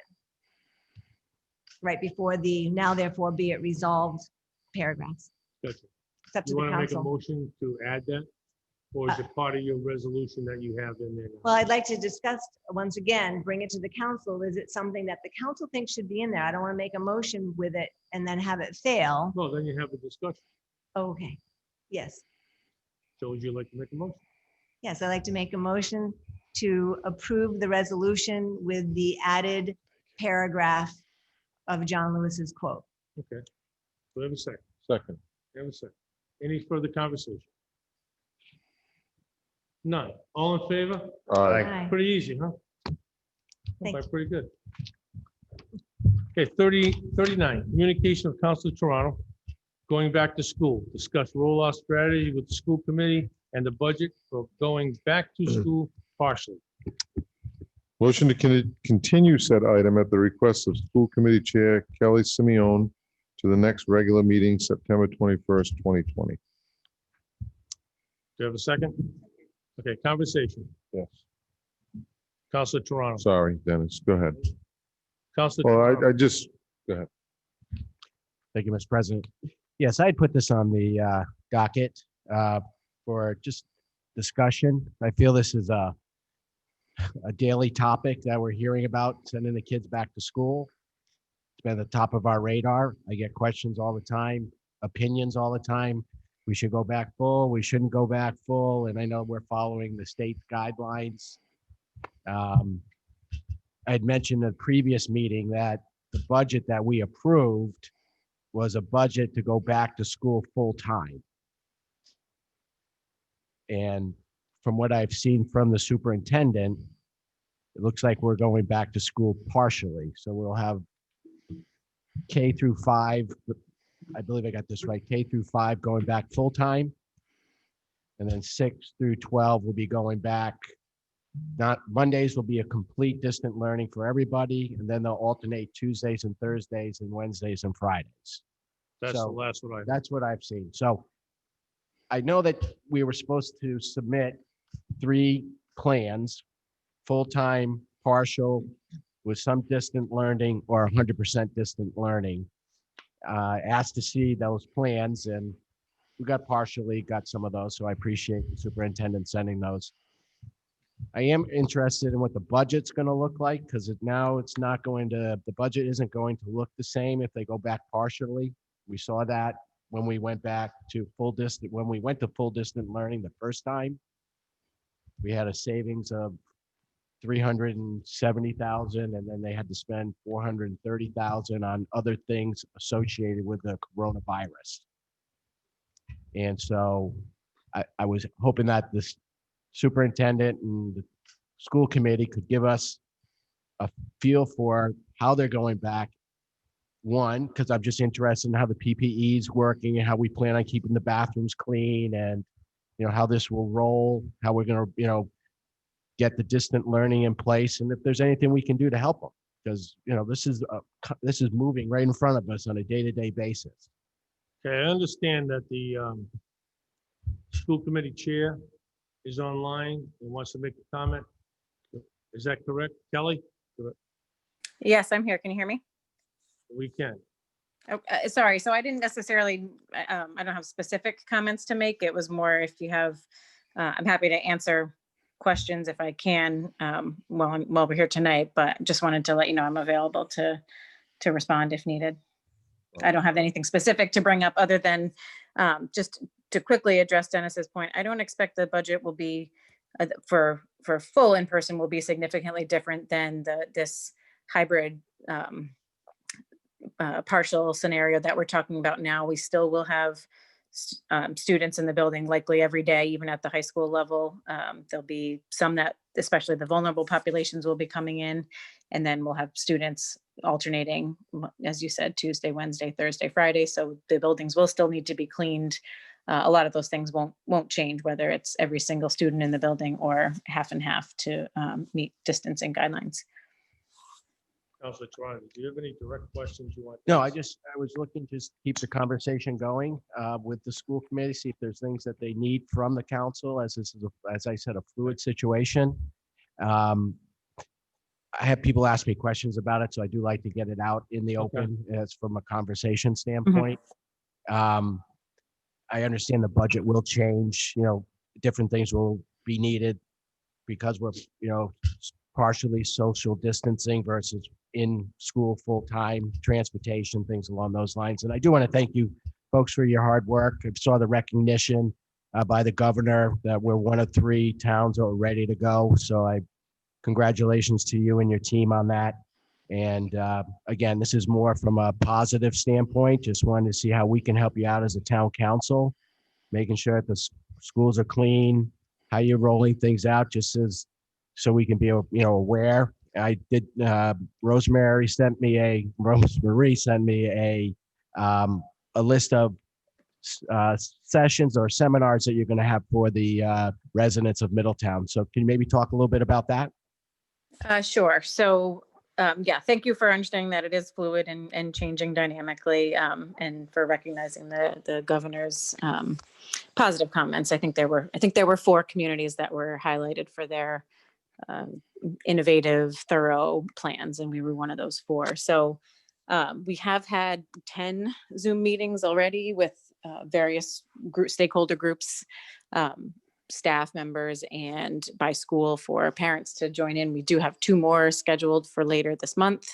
One will be for pre-K to 5, one will be 6 to 12. Those are also really open to the public, even though they're intended for specific groups. So feel free to, sign into one of those as an option. The other thing I'll mention is as people are asking questions, feel free to either send those questions to us. We do have our next meeting scheduled. I believe we're looking at September 3rd, because September 1st is when we'd be notified of which plan, which option we're supposed to follow. So we're having our meeting on September 3rd so we can hear an update on that. I would certainly invite any of you to join in, and Dennis and Terry as our town council liaisons, if you'd like some time to ask some specific questions there too, be happy to give that, to give some time to you for that.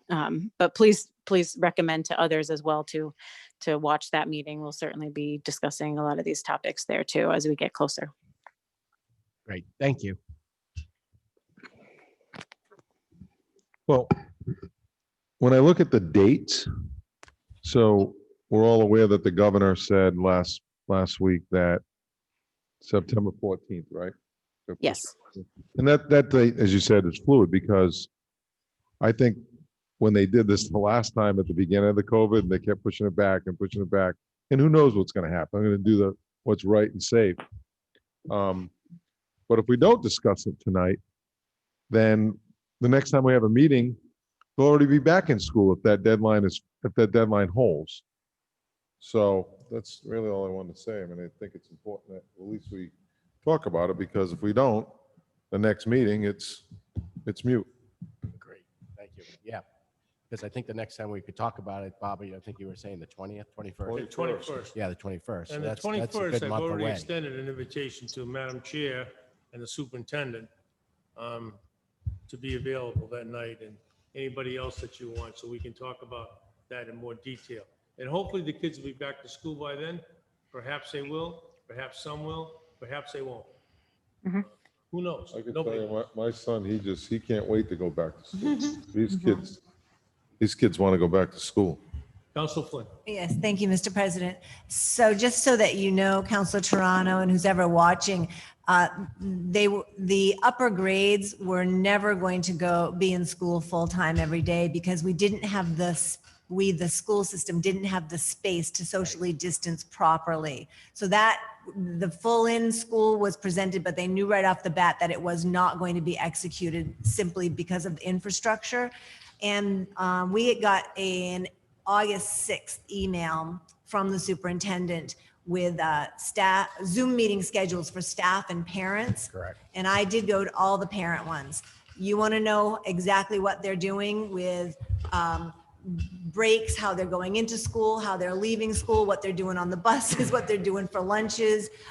It's all in there. They've done a marvelous job, very, very detailed, gives you a great picture, and every grade. So I sat into 5 different Zoom meetings because I was very concerned. Yep. And I think they did a great, thorough job, but that's where a lot of that information will be. The budget information obviously isn't there, but take some time and play it on fast forward and see what a great job at every level these elementary schools, middle school, and high school did.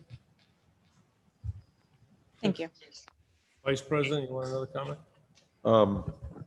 I did. I wanted to ask Kelly a question, but when I was listening to Terry, I forgot. Not a knock on Terry, but I forgot. It was, no, I can't remember. Sorry. No, I did see that. The detail behind their plan, and it's very good. Both of the plan, Dennis, you mentioned having received some aspect of a plan, but both the full plan and the abbreviated kind of summary should be available on our website. And I think they've been sent over to Sean. So hopefully you have a copy of both the full and the abbreviated one. But if not, let me know and we can make sure to get that over to you. No, thank you. I think you guys did a great job. It did answer a lot of my questions. So thank you. Sure. Kelly, anything you'd like to add? We have about 4 more minutes of our council meeting tonight. So I guess we're going to be drawing the line in the sand here with this docket item. Sorry, Kelly, yes. I don't want to take up too much more of your time. Just again, if folks are concerned or have questions, please have them send them to us as soon as possible, and we'll do our best to address them as quickly as we can and cover some of the more frequently asked ones at our meeting on September 3rd before school starts. Vice President just remembered. So Kelly, my memory has man. recovered. My memory has recovered. Sorry. Darn. So how many children or parents have opted their children out of at least the first trimester? Do we have those numbers? As of right now, I believe it's approximately 400 students have elected distance learning to start. And we did ask that they essentially commit to it for the first either semester or trimester, depending on their grade level and what kind of schedule they follow. But we also know that things can change, and there may be real reasons that they do need to change in the middle of that. So we're going to try to be flexible about switching in either direction if that's a need as the year starts. So what is that, just in percentage in my mind, what is that like, Just under 20%. 20%? Yeah. Yeah, just under 20%, I believe. Now, can I know there was a deadline of July 31st, I believe it was, to opt out, but can parents still opt out?